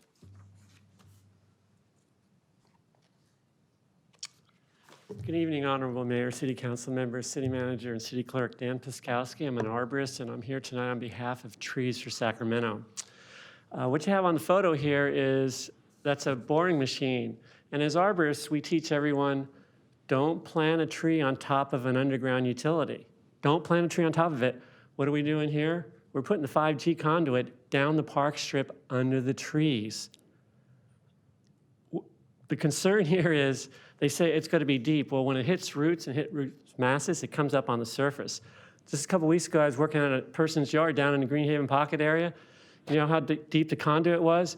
8 inches below the concrete. Concrete's only 4 inches thick, so it was right up on the surface. And so what's going to happen is you put the conduit in a park strip, you're not going to be able to grind the stump on the tree. When the tree gets cut down, you can't grind it because if you cut the fiber optics, it's really expensive. The other concern is right here. This is 500 N Street. You can see the box they put there right next to the tree. Look at how close it is. It's like less than a foot away. That's a London plane tree. It's going to get 3 times as big. So what's going to happen? It's going to destroy the box. The utility calls the city.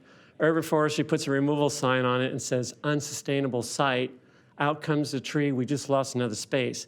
And this is just one example. There's these empty tree wells downtown. They don't plant in the summer, which is a good idea. They're dropping all these boxes in these empty tree wells. That means we're losing the space for the tree forever. And we all know about climate change, and the downtown, we need as many trees as we can. And they really need to rethink this. What Trees for Sacramento is asking, we know we can't move the conduit now. It's underneath the park strips. But in these tree wells, we want them to move the boxes so we can grow a street tree. And that's what we're asking for. Thank you. Thank you. Next speaker is Hannah McMahon. Following Hannah is Maria Kelly, then Rourke Vane, and Eric Windheim. Okay. First of all, the measurements presented today were significantly lower than measurements we have taken with our own equipment and measurements from an independent expert we hired. Gerald Bushberg has repeatedly claimed that exposure from the antennas in our neighborhood is low, but low compared to what? Compared to exposure from other wireless devices, including previous generations in antennas, our exposure is actually very high. Measurements inside our home show exposure can be as high as 460,000 microwatts per square meter. The engineering report performed by Waterford Consulting, the same firm used by the city and Verizon, shows that exposure at our second story can be as high as 25% of the FCC limits, or 2.5 million microwatts per square meter. Comparatively, exposure at the homes nearest the 4G antenna on top of Kennedy High School show exposure limits of 500 to 1,000 microwatts per square meter, 460 to 920 times lower than exposure inside my daughter's bedroom. Even though the antenna at Kennedy is more powerful, like most previous generation antennas, it was installed higher above the ground and further away from the nearest homes. Measurements taken right next to my cell phone showed exposure levels at 5,000 microwatts per square meter. While making a call, measurements right next to our Wi-Fi router showed exposure levels of 10,000 microwatts per square meter. The exposure from the antennas in our area is going to dwarf exposure from all other wireless devices compared for individuals that are unfortunate enough to have an antenna installed near their home. So I ask again, exposure from the antennas is low compared to what? Compared to FCC limits, and that is all. Thank you.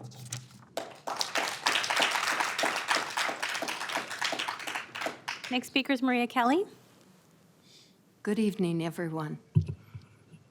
Electromagnetic radiation pollution is a known hazard to human health and safety, as we're hearing tonight from some of the attendees, including unrepaired damage to DNA. I urge you to put the health and safety of your sons and your daughters and every child you know at the top of the list of your values, voice, and vote. 5G facilities do not belong in our parks. Parks must be safe, clean zones, free from 5G. Our parks are for people and trees. Our children need to play among the trees, free from phones and tablets. We could all benefit from enjoying our parks disconnected from technology. I believe that you, each of us here tonight has, in the words of Dr. Carl Jung, the eternal right to freedom and the equally eternal duty to individual responsibility. We have the right and responsibility to protect our families, our lives, our homes, our neighborhoods. We each must do all that is humanly possible to protect the health and safety of our community and to protect the generations to come. Do not deploy 5G in our neighborhoods. Please put the health and safety of everyone you love at the top of your list. Please keep the health and safety of everyone you love at the top of your list. Thank you.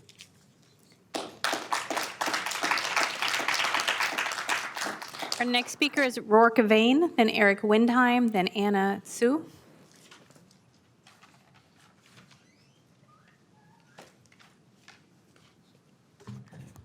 Okay, good evening. I'm here to talk about New Hampshire. Just last month, New Hampshire passed a bill establishing a commission to study environmental and health effects of the evolving 5G technology. This commission, this is another state, is tasked with answering a series of very important questions about the safety of 5G. Some of these questions are as follows. Why has the insurance industry, who recognizes wireless radiation as a leading risk, why are there exclusions in the policies not covering damages caused by the pathological properties of 5G and electromagnetic radiation? Why do cell phone manufacturers in the legal section within the device keep saying that the phone must be at least 5 millimeters from the body? Everybody uses the phone against their ear. Very few people use it on speaker. Some people use it with a headphone. You still get radiation through the headphone.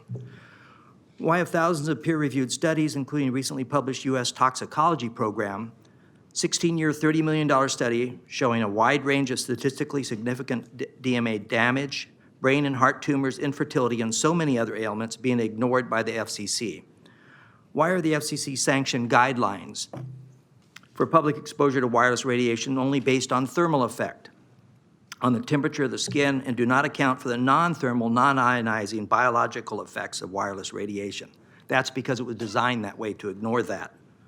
Why are the FCC radio frequency exposure limits set for the United States 100 times higher than other countries like Russia, China, Italy, Switzerland, and most of the Eastern Europe?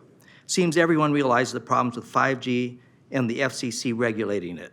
Everyone except the wireless companies in the cities such as Sacramento that have gotten in bed with those wireless companies refuse to recognize it. I'd also like to tell you, don't ignore the canary in the cave. Abigail spoke about the problem she and her sister experienced. Thank you for your comments. Your time is complete. Eric Windheim and then Anna Sue. Good evening, Mayor and City Council. My name is Eric Windheim. I am a building biologist and electromagnetic radiation specialist, trained and certified by the International Institute for Building Biology and Ecology. People hire me and fly me all over the country. I want to talk to you about something a little different right now. I was looking at the TV recently, and then I looked at the recorded link. When Mr. Bushberg, there was a channel, CBS 13 broadcast, and there's confusing media information on this video. It says the city commissioned an independent report by PUC Professor Gerald Bushberg, right? And so then Professor Bushberg says, so if you were to exceed the threshold, you'd have to hug the antenna, and you'd have to climb up the pole and grab the antenna. And by his own admission, the public limit was at 48 inches for the 4G antennas. And by this drawing right here, you can see that the blue 100% to 500% of the limit extends out 12.7 feet horizontally. And when you get to the 500 to 5,000% limit, it's 4 feet. So I would like to have a Public Records Act request for his slideshow while it's still available to analyze that. Maybe it's just a point of confusion because I know the professor was talking about standards, limits, and thresholds. But the fact is, the public exposure limit is the MPE for the public. And I'd like to talk with you further, but I'm just wondering, is this an unjust taking of these people's right to enjoy their property? I want you to think about that.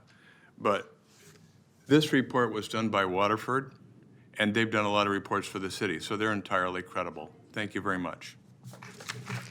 Our next speaker is Anna. Following Anna is Theodore Lonskew, and then Cindy Lee.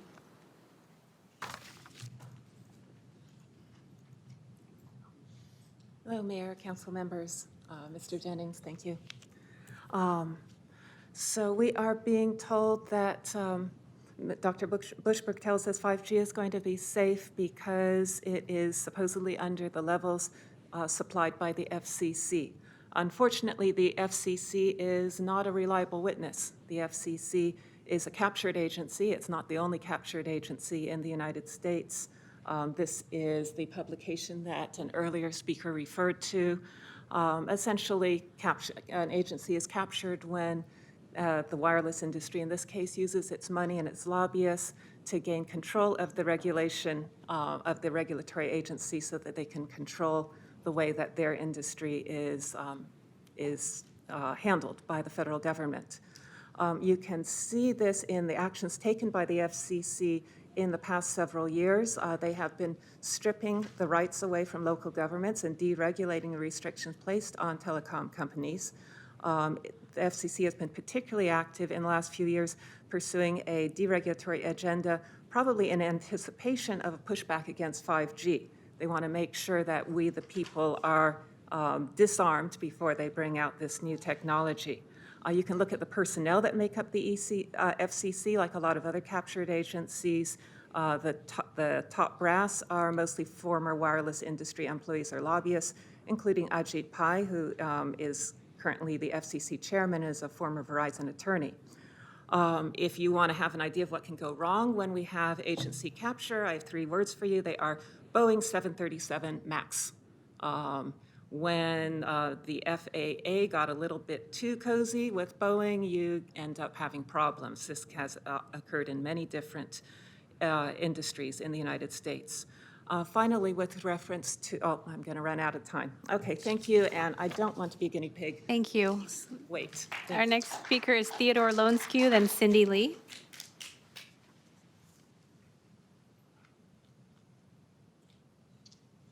Good evening, Mr. Mayor and council and officers. I'm a healthcare practitioner. I'm a dentist. I'm concerned with health. And I'm going to read from a recent article in The Lancet, one of the most prestigious medical journals in the world.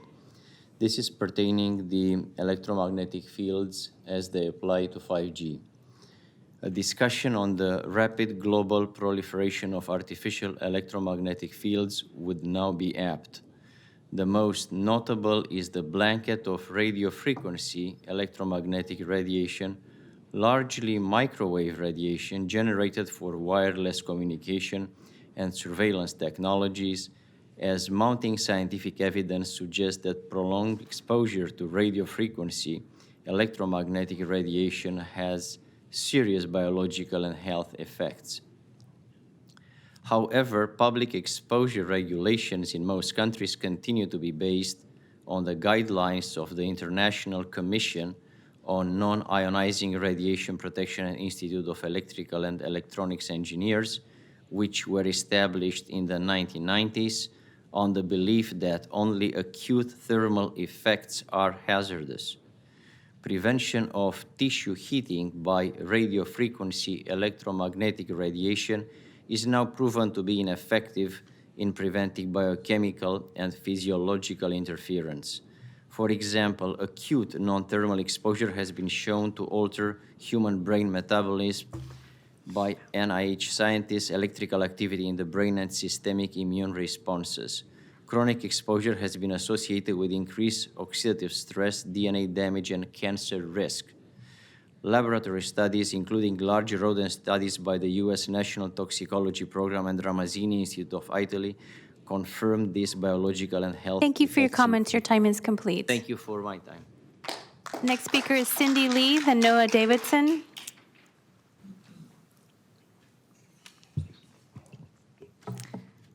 Last Wednesday, Elk Grove City Council voted to implement 5G in Elk Grove. This was a process that took over 2 years to analyze and complete. During the meeting, council members acknowledged the health risk posed by the radiation emissions from the antennas that would be installed near their constituents' homes. They appeared to weigh these risks very heavily and even commented that they were uncomfortable making a decision that would greatly impact the health of Elk Grove's residents. They also acknowledged that they were somewhat restricted in their decision-making process by FCC regulations, something that most of us here today find absolutely appalling.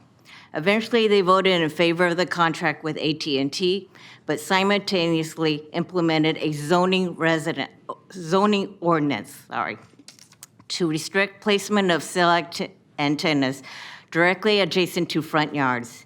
This decision was significantly reduce exposure for most Elk Grove residents. I think it's unfair to individuals living at the end of streets where these antennas will be installed, but there's a clear example of a city exercising local authority to protect their constituents. At least 25 other U.S. cities have passed similar ordinance. New Hampshire recently passed a bill to investigate the safety of 5G. Cities in Italy, Switzerland, the UK, and Belgium have all taken actions to protect their residents, specifically from the increased levels of radiation 5G will bring. Why has Sacramento not done the same? Why does Sacramento think they know better than all these cities throughout the world, that they know better than the hundreds of doctors and scientists warning about the dangers of 5G? Their decision, your decision, may have serious effects on our health in the city of Sacramento. Thank you. Next speaker is Noah Davidson. Following Noah is Patty Lukowitz, then Melinda Johnson.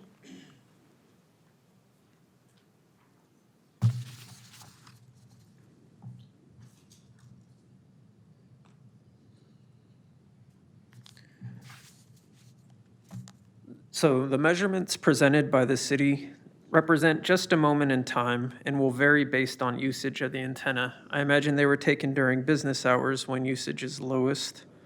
These measurements are also significantly lower than measurements that multiple residents have taken with their own equipment, as well as measurements taken by independent experts that we have hired.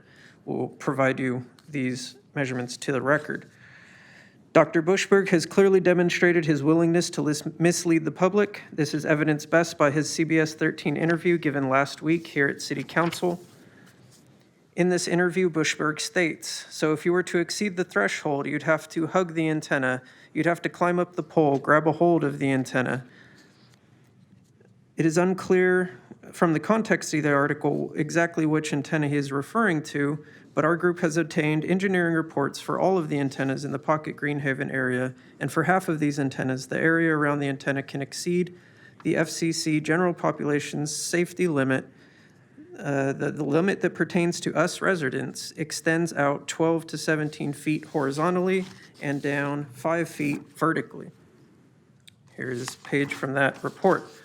Another incredibly misleading statement from Bushberg's CBS 13 interview is as follows, quote, because these are directional antennas, the energy is focused out towards the horizon, not downward where people are. Hello? That has been our primary complaint throughout this entire process, that the antennas are being installed at roughly the same height as our second-story homes, and we will be living directly in or very close to the main transmission beam where Bushberg confirms exposure is highest.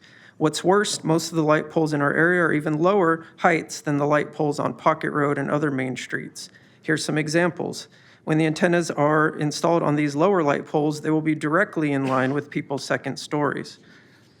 Thank you for your comments. Your time is complete. Long-standing financial ties to the industry Thank and you his for your- willingness to twist the truth to suit his message, there is no way Sacramento.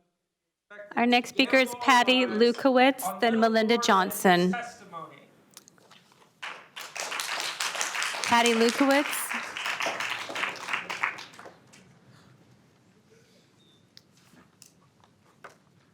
Good evening, Mayor and Council.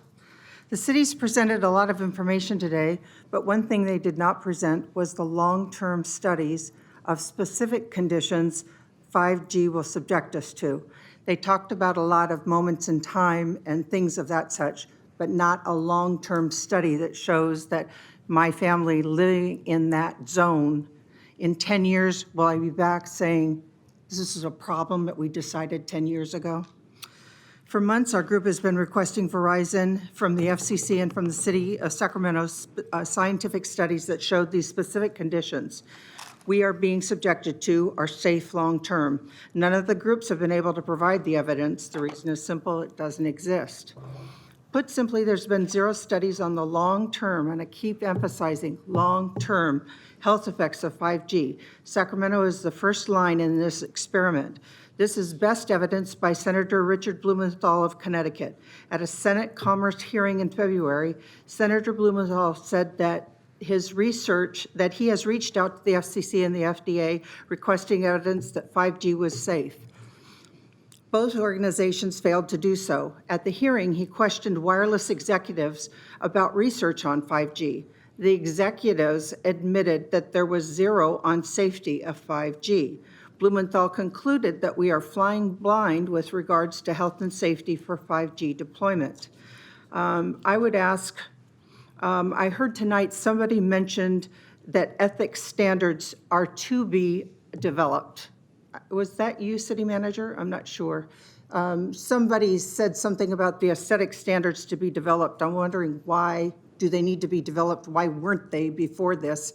Because one of the things you can rule on is the aesthetic standards, where a tower is placed, okay?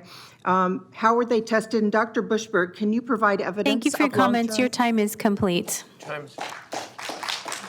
next speaker is Melinda Johnson. Melinda Johnson, Eric Cabrera, and Mark Graham. Good evening.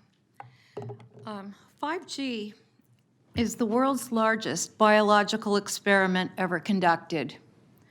To conduct an experiment like this on citizens without our consent is unconstitutional. The last time large groups of humans were rounded up and experimented on, we know what happened. To expose humans against their will to 24/7 millimeter wave exposure proven to be damaging to DNA and cell structures is a crime against humanity. You have to ask yourself, why are so many people weighing in on this if it's safe? Now I'd like to read a little bit about Gerald Bushberg. He's one of the industry's favorite mouthpieces. He has consulted for the cellular industry and has been one of the leading defenders of cell phones and cell towers since at least 1993. Over the years, he has collected hundreds of thousands, or maybe even millions of dollars from the wireless industry itself, and governments looking for a way for a seal of approval to move forward with building out wireless infrastructure. Lo and behold, Bushberg is here again today to collect a check and tell us all we have nothing to worry about. Even though research in the field has changed drastically since the 1990s, Bushberg's message has not changed much at all. His message is fairly simple. There are no biological effects from non-ionizing radiation besides the thermal effects recognized by the FCC. You have to ask yourself, if this stuff is so harmless, why was it originally created as a crowd control weapon and crowd dispersal? That's where they got the idea for 5G. Thank you They've for your just- comments. Your time is complete. Our next speaker is Eric Cabrera. Following Eric is Mark Graham, then Juliet. Good evening. One of the ways that the city has consistently tried to mislead the public is by saying the city has no authority to regulate the placement of these 5G antennas due to federal regulation. Federal regulation that applies to every city in the country, and yet to date, at least 25 cities in the U.S. have passed or proposed ordinances to limit or even prevent the placement of small cell antennas. Many of the cities specifically cited health concerns as a primary reason for passing their ordinances. In September 2018, the city of Mill Valley passed an ordinance to prohibit the placement of small cell antennas in residential areas. The ordinance clearly states that it was, quote, adopted to protect health, safety, and welfare. In July of 2018, the city of Petaluma passed a similar ordinance to prohibit placement of any small cell within 500 feet of any residence. It is not only in California cities taking action to protect the residents. The city of Mason, Ohio, has prohibited placement of small cell antennas within 100 feet of any residence. In Baton Rouge, Louisiana, the installation of 5G antennas has been completely stopped after residents voiced complaints about the antennas. Our group first informed the city of Sacramento of these other cities taking action to restrict the placement of small cell antennas in April. After the first time, the city of Sacramento tried to tell us their hands were tied due to federal regulation. We question how these other cities were able to regulate the placement of these antennas and why the city of Sacramento was claiming that Sacramento was unable to do the same. The city told us that they would look into it and get back to us. It has been over 4 months and we have gotten no answer. The real answer is quite Thank you simple. for your comments. Your time is complete. Our next speaker is Mark Graham, then Juliet Clemzrelli, then Pamela Marquez.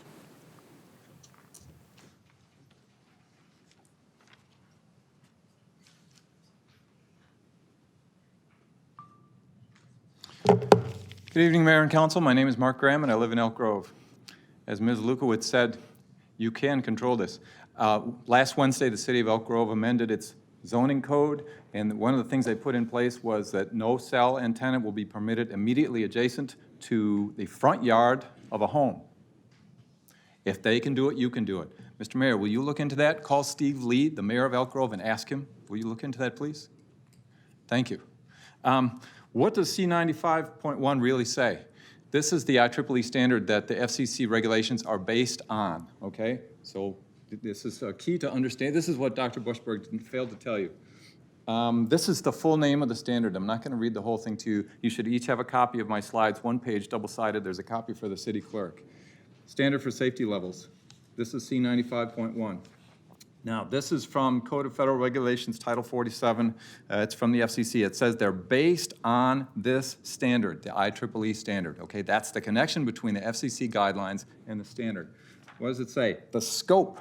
This is the first sentence of C95.1. It's supposed to protect against established adverse health effects in human beings.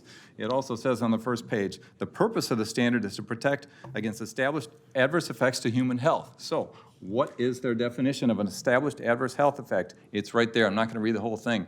But the point is consensus in the scientific community. That means if there's one study that does not find a given health effect, then there's no consensus and there never will be. These are the only 4 effects that the IEEE says are so-called established adverse health effects. Just these 4. I'm not going to read them to you, but again, you have a copy. So when Dr. Bushberg says that the FCC standards are to protect against children and they're safe for everybody, that is a lie. It's only to protect against these 4 established adverse health effects. Does Dr. Bushberg know this? Either he doesn't and he should, or he knows it and he chose not to tell you. Thank you, sir. The next speaker is Juliet, and I believe it's Clemzrelli. Juliet? I don't see Juliet. Pamela Marquez, then Julie Ostich.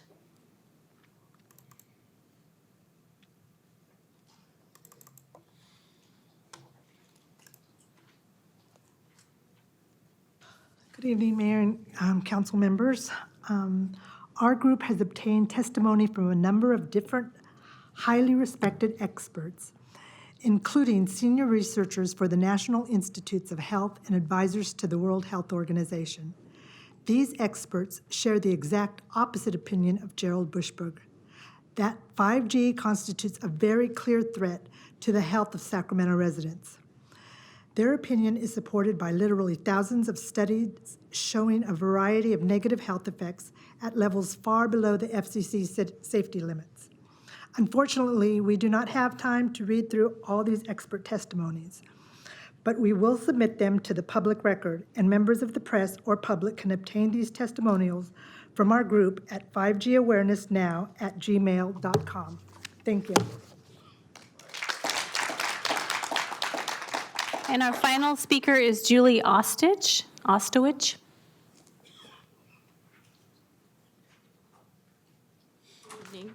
name is Julie Ostwich.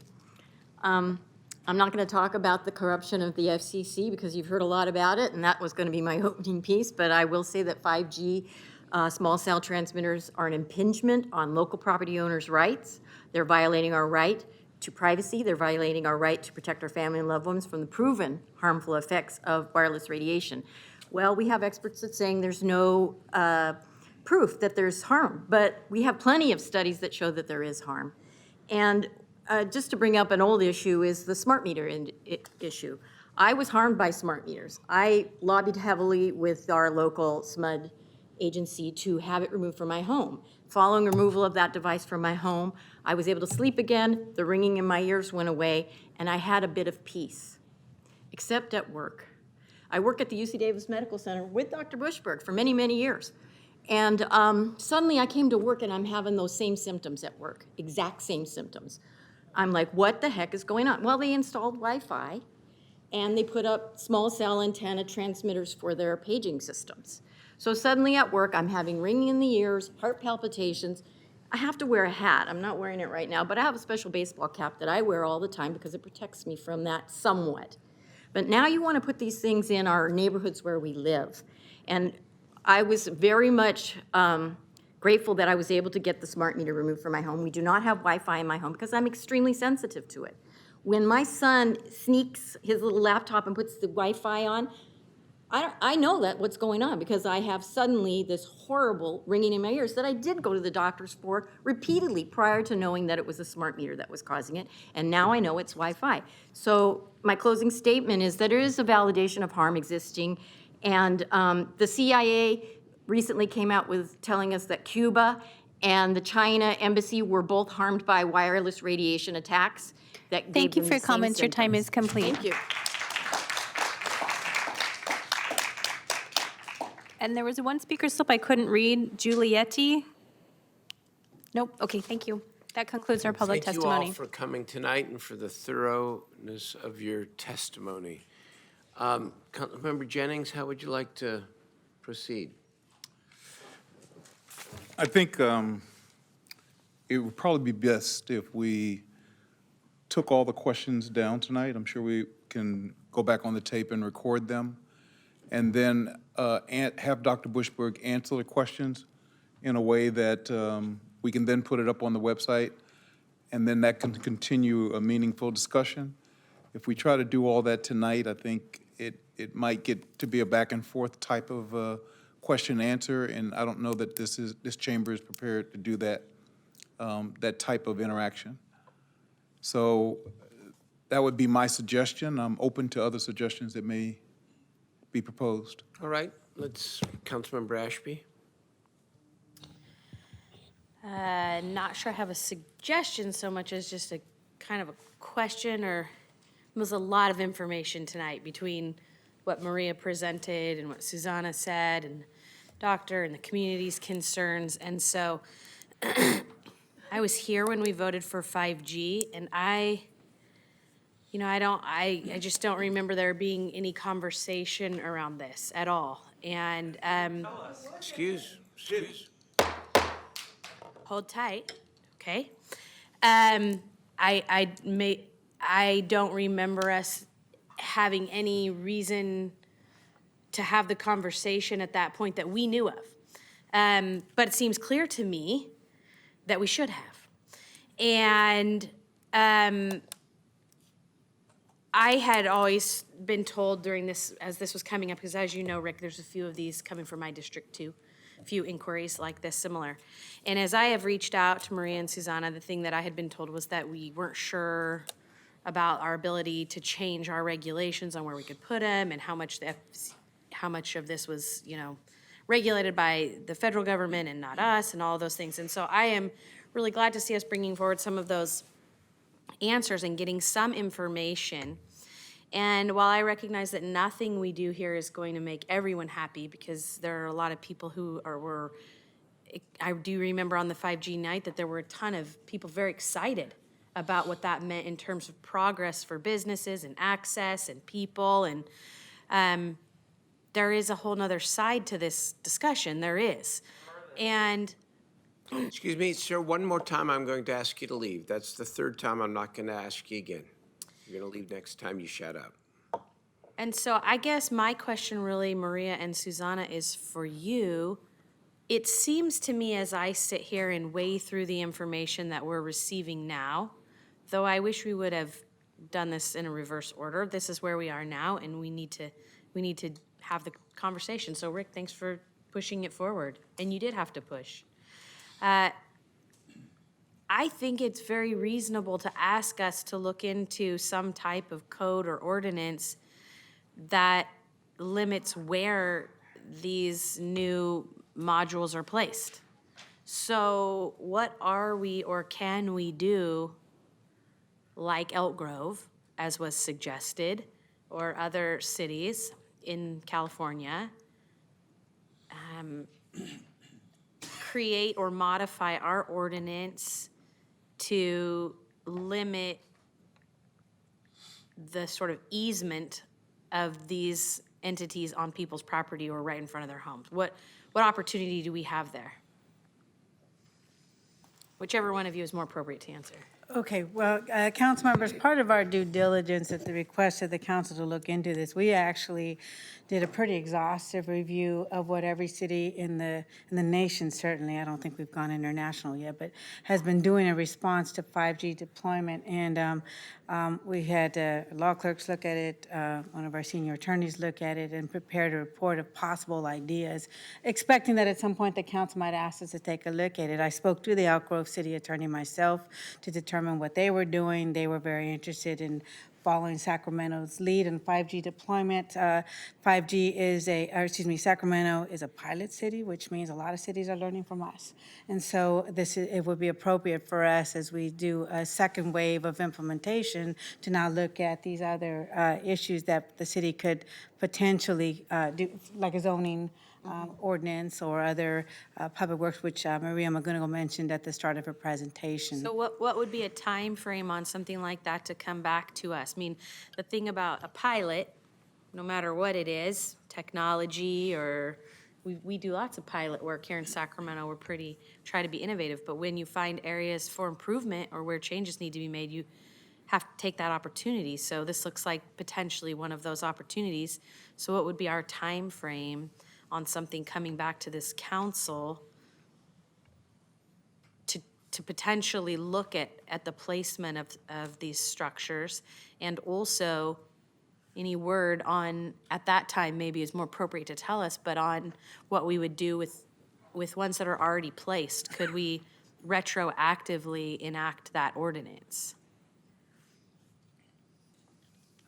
Well, to the, excuse me, to the timing of of coming back to the council. So we are doing a comprehensive study that I mentioned at the beginning, which would include things like looking at ordinances, existing ordinances, how they apply, working with the city attorney's office to see what is within the law that we can, Your time frame on coming back with that? Yeah, so at the end of October. Okay. And Public Works is leading that primarily for the entire process, sort of end to end. And is one of those questions retroactivity? Yes. Okay, so we can expect to have that answer then? Yes. Okay. So I think that is a reasonable amount of time. I'm glad you guys have already been working on it. I'll look forward to hearing on that report, and if there's an opportunity for us to make those types of changes, I think it would be in our best interests. And I do want to thank the community for coming and sharing your concerns. I also want to thank you for sitting through last week's meeting. I really appreciate that. It was an important meeting. And I like Rick's idea about trying to get some answers for folks in the audience. It's a difficult format to have basically everyone is a presenter and no one is a panel answering those questions. So any type of information that we could make public to disperse, and if there are other experts or scientists that could join you so that we don't set you on an island, I think that's a great idea too.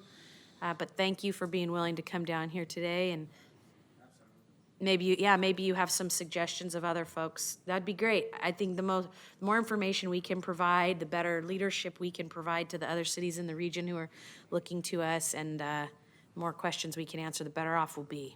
Yeah, that's my 2 cents. Good. Thank you. Councilman Warren? Thank you, Mr. Mayor. I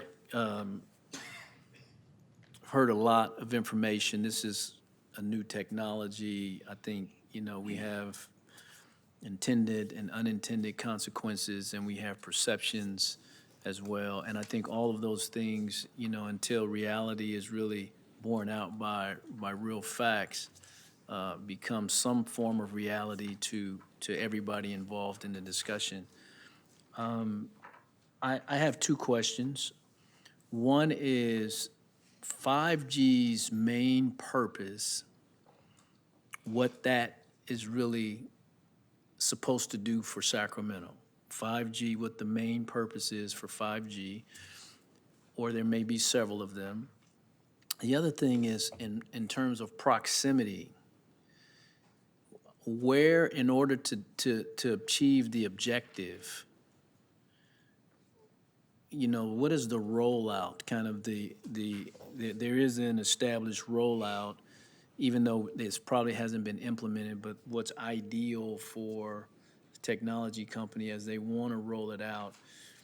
And then I think I too would like some more assurances that this new technology, and I want to equate it, and it's not exactly obviously the same thing, but I mean, we have a similar not a similar, but we have an issue with another new industry, the marijuana industry. And we have some unintended consequences and some impacts that were not fully determined by the Nexus study and some of the other things that I'm going to talk about a little bit later this evening. And so, one, I'd like to hear what is the main objective of 5G? The value proposition that we were sold, and as you see it, and then what is the rollout kind of projection? And then in terms of proximity, how close do these things need to be, these towers need to be to each other in order to reach that objective?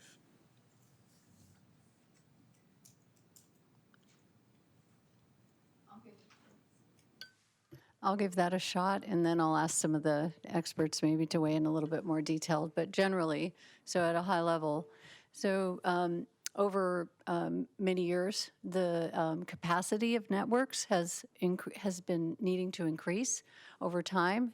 Back in the old days, there used to be a big giant cell tower, and we were all trying to just basically get cell phone coverage. And over time, we've become more and more data rich, and so we've got devices that need more communication power, and to be able to move that data and information across the networks have changed, and the technology has changed.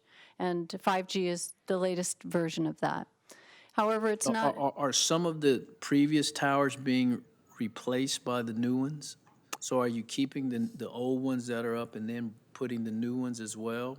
The old ones that are up are generally remaining in place, and then these are in addition to that. So whatever impacts the old ones had, this is an additional impact. This is this is additional capacity being built into the network to move more data and have more communication across the network. So what might that be for, and why would you need that? So as more and more people, move away from landlines, to use mobile smartphones, do all kinds of different data rich kind of activities on their phones and smartphones. The ability for them to do that requires a network. And the density of the network is sort of dependent upon how many people are using it and how much traffic is moving across it.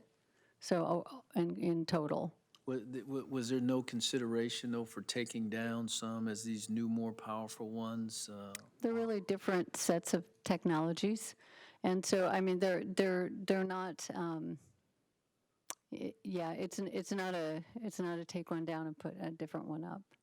Has there been some analysis of that, though? And again, this goes back to the cumulative kind of impacts. And, you know, I mean, this technology stuff, I mean, it's new in and of itself, 5G, but technology for some people is still somewhat foreign.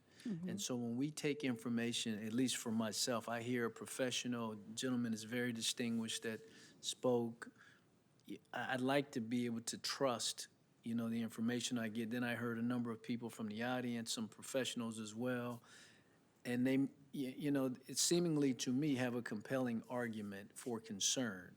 Now, obviously, we won't know because this is going to take some time, and then if people all of a sudden 5 years down the road start to develop certain consistencies of health issues, then it's going to suggest that we either didn't analyze all the information, we didn't have all the proper information, or, you know, maybe some combination of a number of things. But, you know, I am concerned enough that I'd like to, you know, I'd like for us to consider, you know, designated areas for these particular towers. And that's why I asked if there was, you know, they needed to be in certain proximity from one another to have the impacts.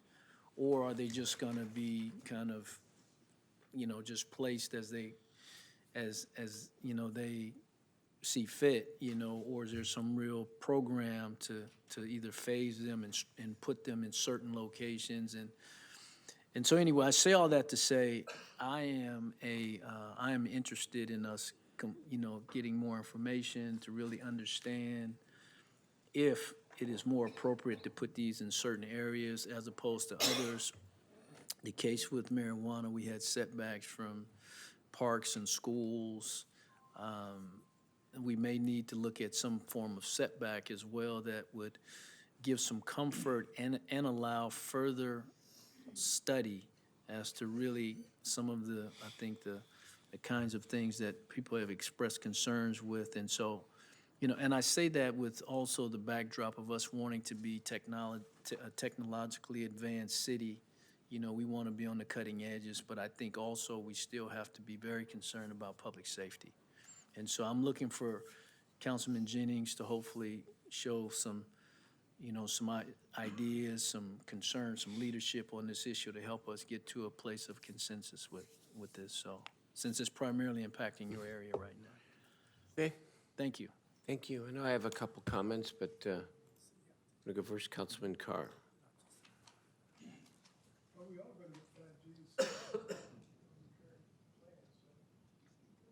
I think it's a matter that concerns us all. I would tell you that at SMUD, we dealt with this issue not for weeks, not for months, but I think for years, right, Eric? And looking into RF. RF is a tough subject because RF is emitted by a lot of different things. The earth emits radio frequency. Your cell phone does, a microwave does, a whole bunch of equipment that you use every day emits RF. And to isolate a health issue associated with any one of those is a difficult task. We sent people out with meters to see if what the doctor said was true, that if you stood 2 feet from the meter, we could not tell that it was emitting anything. We couldn't distinguish the RF coming from the meter from background radiation in the universe. We had people say that the RF was making them sick, and when we went out to test them to see if there was an emission that was detectable beyond background radiation. We couldn't find anything. Michael Picker, he's currently the chair of the Public Utilities Commission. Retired. He retired. He gave a really good summary of what we found out. So, Madam City Attorney, is there a way for me to disseminate that? I think would add some clarity in a lot of people's minds without violating the Brown Act. You mean disseminate the information? To disseminate Picker's summary of what our conclusion was at SMUD on RF radiation as emitted by RF smart meters. Yes, it might be part of the information that Councilmember Jennings is suggesting you put on the website. Or maybe, Rick, I'll get that and send that video to you. It's a really clear explanation in layman's terms, so he's not a layman, as to what our position was and I think still is. Okay, thank you. Councilmember Jennings, you want to go next or you want to go last? I want to go last. Okay, then, couple of thoughts and comments. First of all, I want to thank all the members of the public, the Sacramento community who came out tonight. It's really important that you come and that your voices are heard before the people, the people who represent you. If there is what we refer to in another context as a time, place, and manner solution to the concerns raised, I think we should explore it. And we should certainly know what the other cities throughout the state and the country are doing in terms of taking advantage of the technology while also addressing the concerns of the people. I think we need to see what that is, and I think we also need to engage the industry partners as well. I want to be clear about what motivated this, because this started when I became mayor. The city is very intentional about trying to diversify our economic base and the industries that we attract here. It's not just about technology and making wireless easier to access and faster. That's part of it, but we're also trying to send a market signal, if you will, that we want more jobs here, high-wage jobs. We want a variety of technologies, including clean energy and advanced mobility and technology, in addition to other industries. And so let's be very clear, though. Let me be very clear. If there is a demonstrated and serious health risk to anything, that comes before any other objective, of course, and always. The problem here is, and the challenge for policymakers, is that it's not so absolute. And yes, the studies may differ, and I know Dr. Bushberg, and I respect his acumen and the thoroughness of his research, and I know that there is also others who might have a different point of view. I respect Councilmember Carr's description of what they went through at SMUD here. But when it comes to health and safety versus advances, either in economics or in innovation and technology, there are a lot of things out there that are unsafe, or at least provide some risk. I mean, you talk about the overall environment and ozone and carcinogens and all the things out there, and yet we try to strike the right kinds of balances. And so I think it's great that you've come forward. I think we want to look deeper into this. I have also not heard any conclusion here that the 5G technology is absolutely unsafe. And so let's continue to be thoughtful about this. And I don't want to lose the opportunity to advance our city when it comes to creating more industry. That isn't absolute, because you've raised some real concerns. And if it can be solved with more strategic placement of where these cells go, let's make that the first order and look into this. Let's just be thoughtful about this, not reactionary. And I think tonight was a good start towards that end. So thank you so much for coming. Last word, Councilmember Jennings. So thank you, Mayor. I think we do want to be thoughtful and we want to be thorough. And I too want to thank everybody for coming out, and I've already thanked you for last week and all the emails and everything that you've sent regarding your concerns. And I think if this city does anything well, it puts safety first. And that's what we're always going to do. Now, you may not feel that way tonight, but I think as a city, we focus on safety first.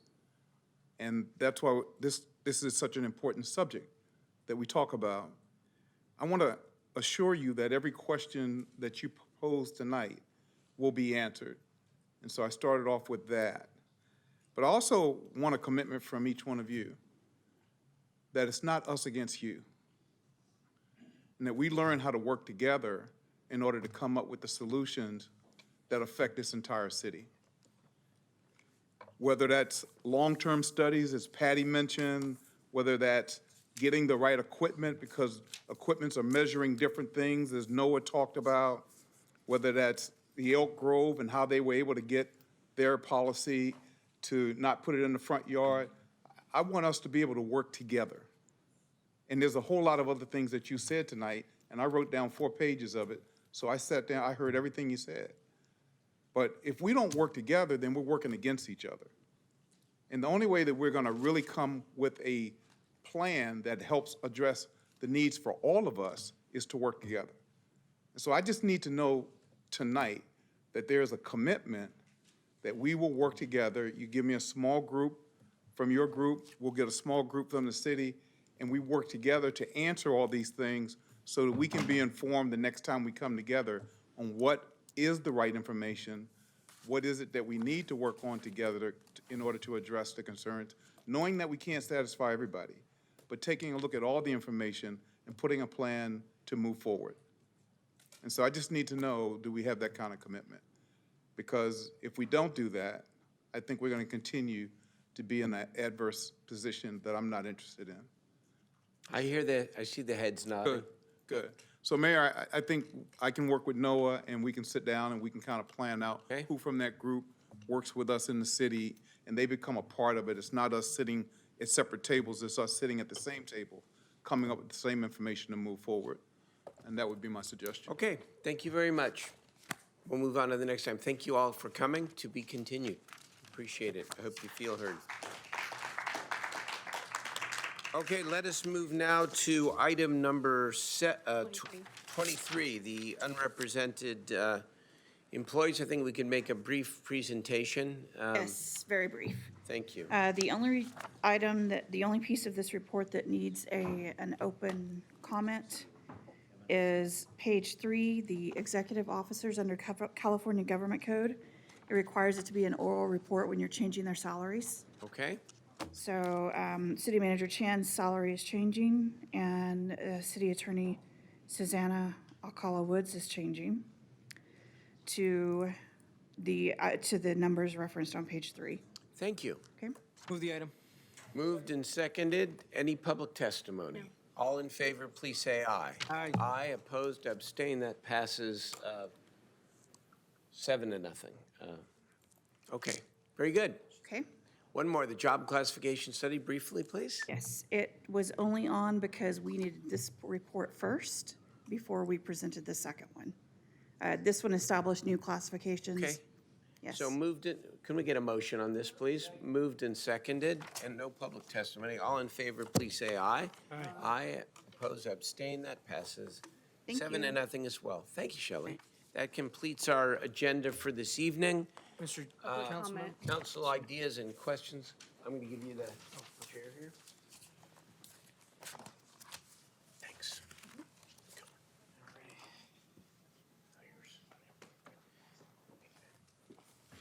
Okay, Madam Clerk, are we in council comments? We are. Members from the council? I'll start with Councilmember Warren. Thank you, Mr. Vice Mayor. I have a question for our city attorney, city manager. It has to do with the marijuana nexus study. I'd like to agendize the nexus study to come to council so we can discuss it. I have been, the last month or so, there has been a situation that has arisen in District 2, and it's kind of bubbled up to the surface now of some of the consequences as it relates to marijuana being a legal enterprise, which absolutely, and we want to support it. I have also, as most of us have, kind of directed where we think certain types of marijuana should be. But what we're experiencing now is substantial rent increases as well as displacement by businesses that have traditionally gone into industrial areas. And there's one business in particular, a letter was sent to all of the council members today, I think by email. And the letter talks about several things. One is something that we've been talking about, which is caps, and I know D6 had instituted caps in parts of D6.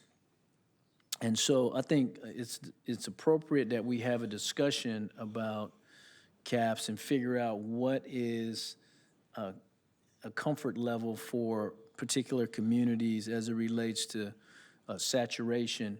But I think that's a separate discussion. What I really want to talk about is the fact that we have now in District 2 a business that catered to young people, to schools, and a variety of nonprofit organizations that has been displaced because the former owner would not renew the lease with them after they have invested some almost $1 million in this building. And they have been forced to move. Fortunately, they found a location, but the cost of them relocating are still very substantial, and I think it requires some council action.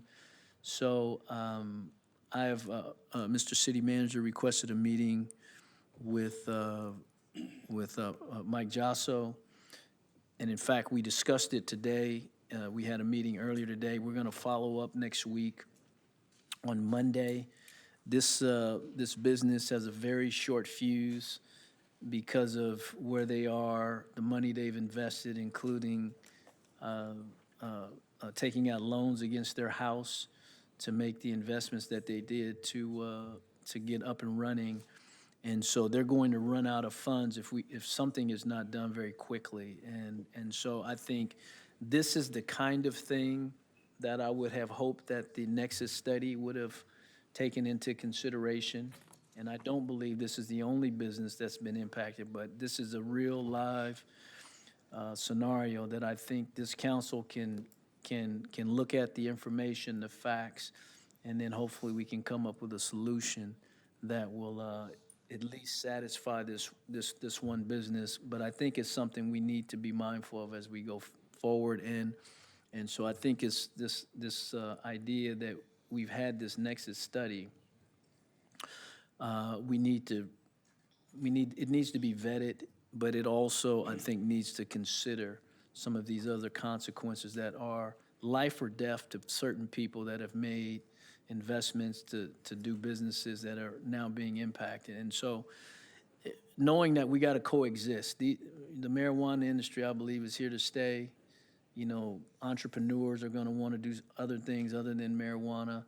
We got to have a coexistence of more traditional businesses along with the new burgeoning industry of marijuana. But we just got to figure it out. So I'd like to have this come back to council, and then I do want to just place the council on notice that there's going to be a request for support for this particular business coming before us sometime probably in the next 2 weeks or so, as soon as we can get it vetted and then come up with how we want to bring it forward to council. City Manager. So, Councilmember Warren, we'll work with your office to determine how this comes back to council and the timing of it, just to make sure we cover all the concerns that you had here tonight. Okay. Very good. Thank you. Councilmember Harris. Thank you, Vice Mayor. I just have two brief announcements. The first is that our last Pops concert of the season will happen Saturday, September 7th from 5 till 8 p.m. at South Natomas Community Park. It was advertised in Natomas Magazine at 6 to 9. The actual hours are 5 to 8 because the days are getting shorter. Latin Touch will be playing, a really popular band, and I hope to see you there. Also, there's an open house at Fire Station 19 Saturday the 7th as well, around the noon hour. That's it. Thank you very much, Councilmember Harris. Councilmember Ashby. Thank you. Jeff, did you already say Natomas Pops in the park? You did, okay.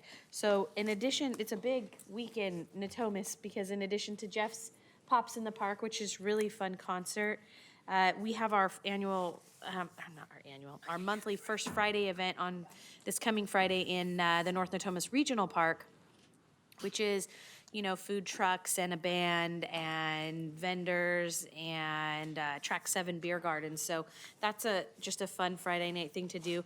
But this one is special, and hopefully all of you are going to be there. You are all certainly invited. This is open to the public.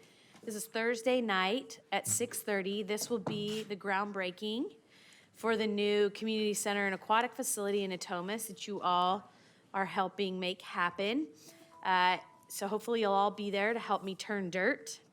And then 18 months later, you can come out and we can all jump in the pool and have some fun. I just wanted to tell you a little bit about what's going to be at the event, and really bring your families and your friends and your staff, and this is for everyone. It's just physically located in Natomas, but it's for all of us.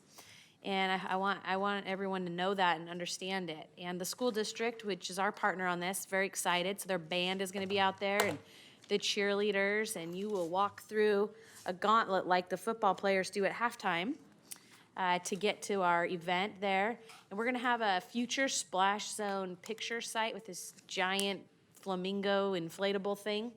And that'll be in the location of where the pool will be later. So you can take your before and after pictures, which will be a little bit fun for you to have. We'll have some food trucks out there for folks who want to buy dinner. And then we'll have the firefighters and the police officers out there with some fun equipment. So I'm hoping you guys will all join me. That is this Thursday at 6:30 at the North Natomas Regional Park, which is at the corner of Via Noglia and New Market Drive. So I'm excited to see all of you out there and get us going, get auto construction on the clock, 18 months out, and then we can do some cannonballs next time around. Very good. Thank you very much, Councilmember Ashby. Councilmember Chenier. Thank you, guys, Mayor. So I want to wish the council member good luck tomorrow. Also, tomorrow night, the Oak Park Neighborhood Association is doing its monthly meeting, and there's a discussion of the homeless shelter that's going in on Broadway at the WX corridor, and I'll be there to answer any questions, as will others. Also, on Saturday, a couple of events. Kicking it with the cops. There's a soccer game between the police and I think the neighborhood. That's in McClatchy Park at 9:30 in the morning.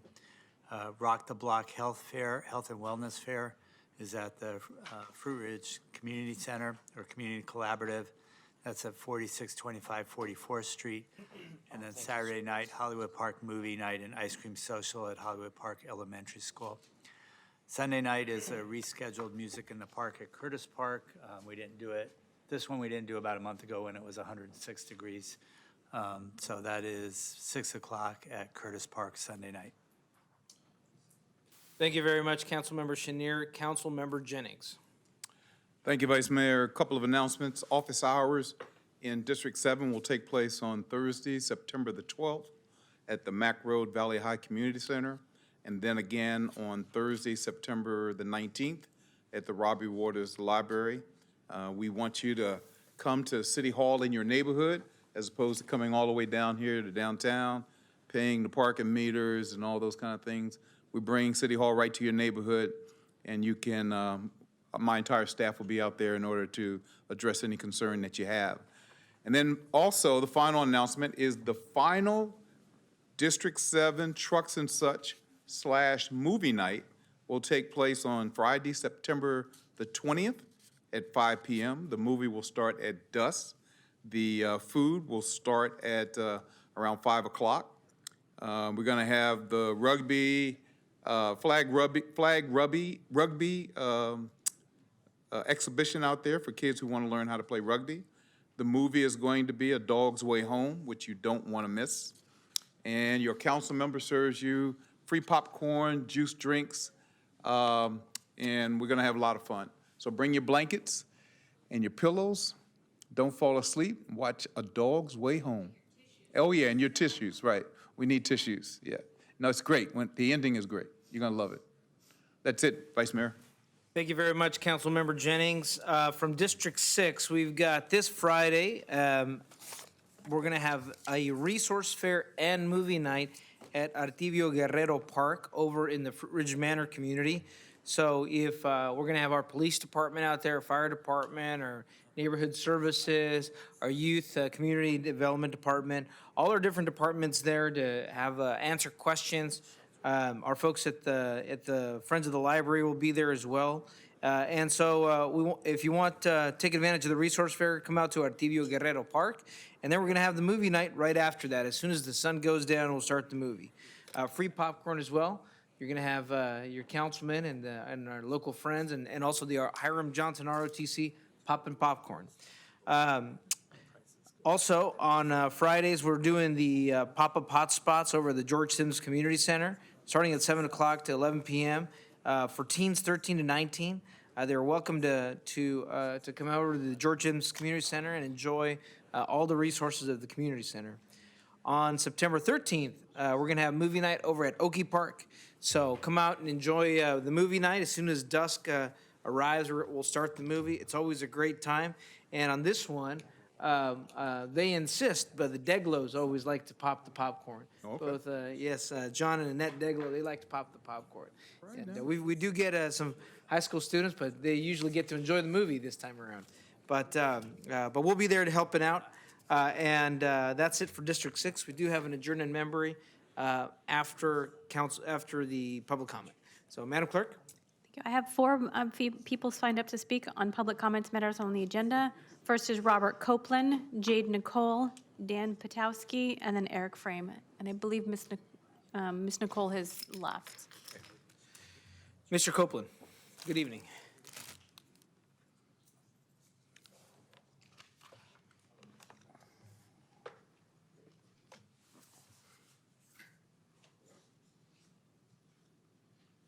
I want you to look at both the 2020 Sacramento Community Stabilization and Fair Rent Charter Amendment, plus what the City Council passed about 3 weeks ago.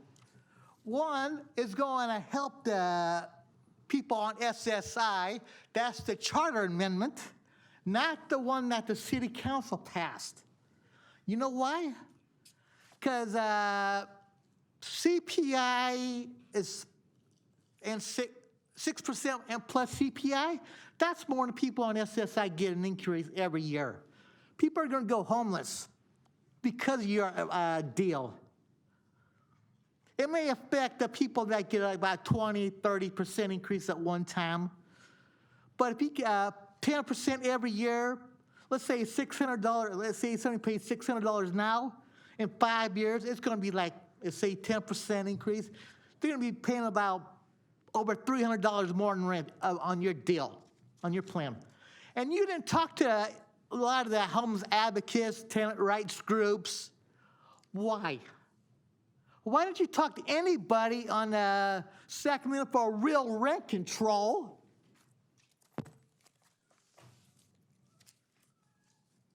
So we're fighting for real rent control, not the bogus one that you passed. Plus, the state legislators got a chance of passing Assembly Bill AB 1482. Even that, if passes the legislature, is better than what you passed. Thank you. You did a very bad job for the tenants of Sacramento. I want you to put the charter amendment on the ballot measure. 44,000 people signed the petition. They should be heard. Thank you for your comments, Mr. Copeland. Next speaker is Dan Potowski, then Eric Frame.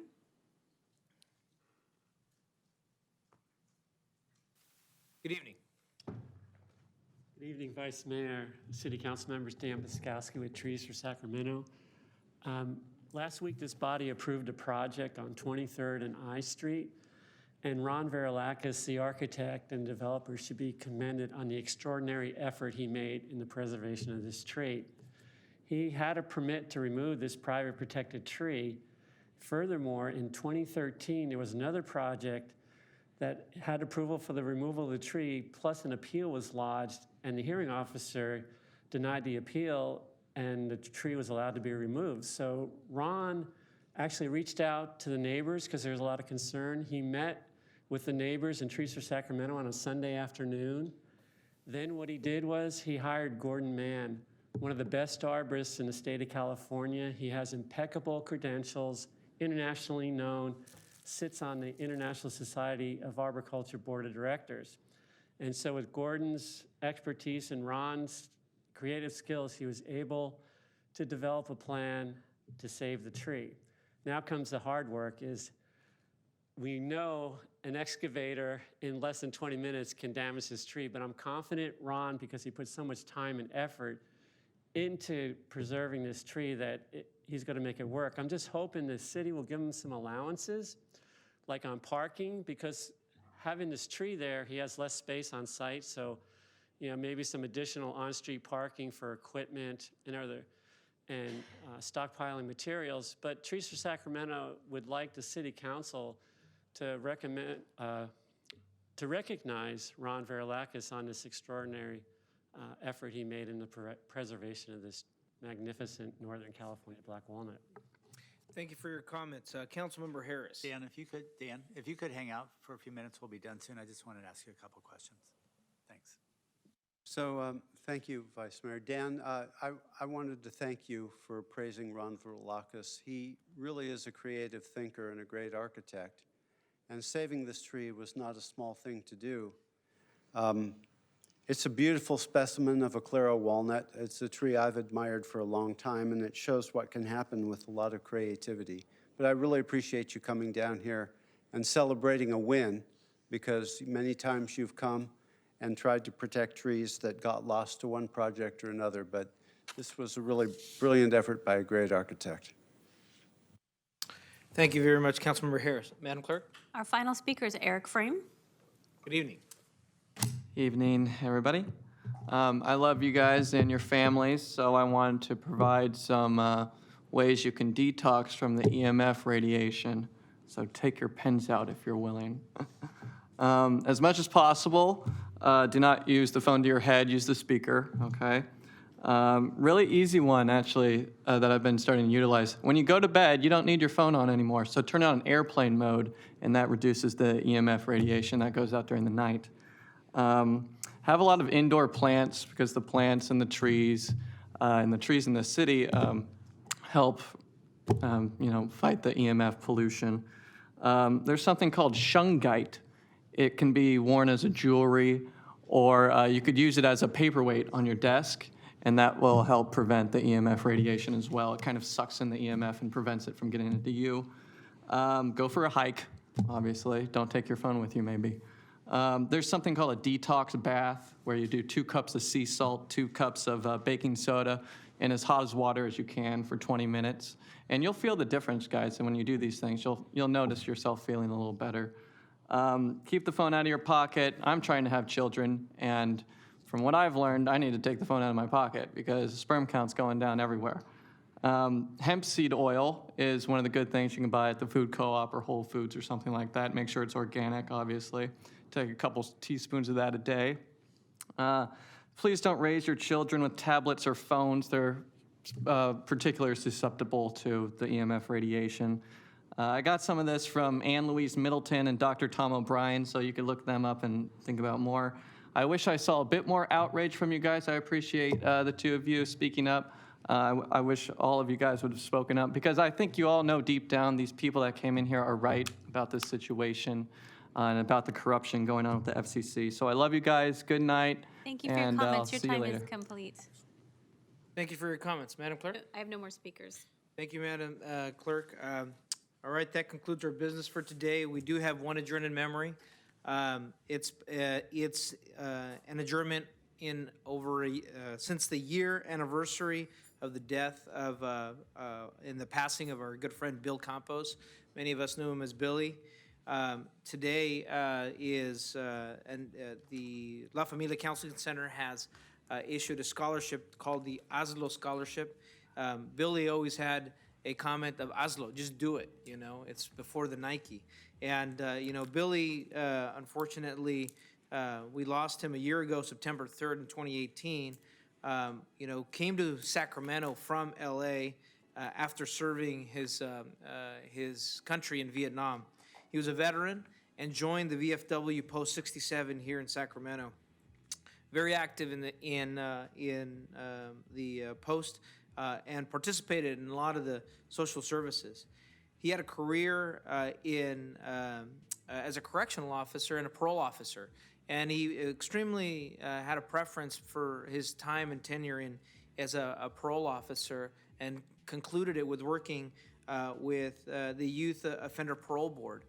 He wanted to make sure that young kids, even if they were led astray or got into trouble, he always wanted to make sure that they had a second chance and that they learned from their situation and understood that sometimes not everybody started from the same starting line. This scholarship was put together in his honor, and today we acknowledge his commitment to Sacramento, his commitment to organizations like La Familia. Many of us knew him.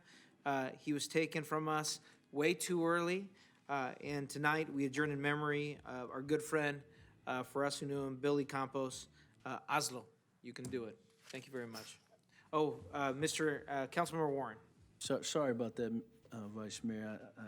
I neglected to say a couple of things. One is the Robla community had a very nice movie night this past Saturday, well-attended. I was there, it was great. But also, the big news was that the city of Sacramento beat the county of Sacramento in the Ryder Cup format golf tournament that Councilman Jennings was spectacular in. Councilman Chenier, I had the privilege of playing with our vice mayor, and we had a fantastic time. I won't go through the results of all the matches, but let's just say that the city had a very strong showing. And so, and I was very proud to play with our vice mayor. We had a good time. Yeah. I should also mention that former council members played as well. Absolutely. Why don't you go ahead? Lauren Councilman. Hammond played, Rob King Fong played, Ray Trethaway, and Steve Cohn. So we had a very strong team. Did you get to the end of the game or Well, they're still talking about still it. talking about it? Steve will be done any minute. Well, in the spirit of the city winning, and our good friend Billy Campos, who always said, just do it, Oslo, we're adjourned.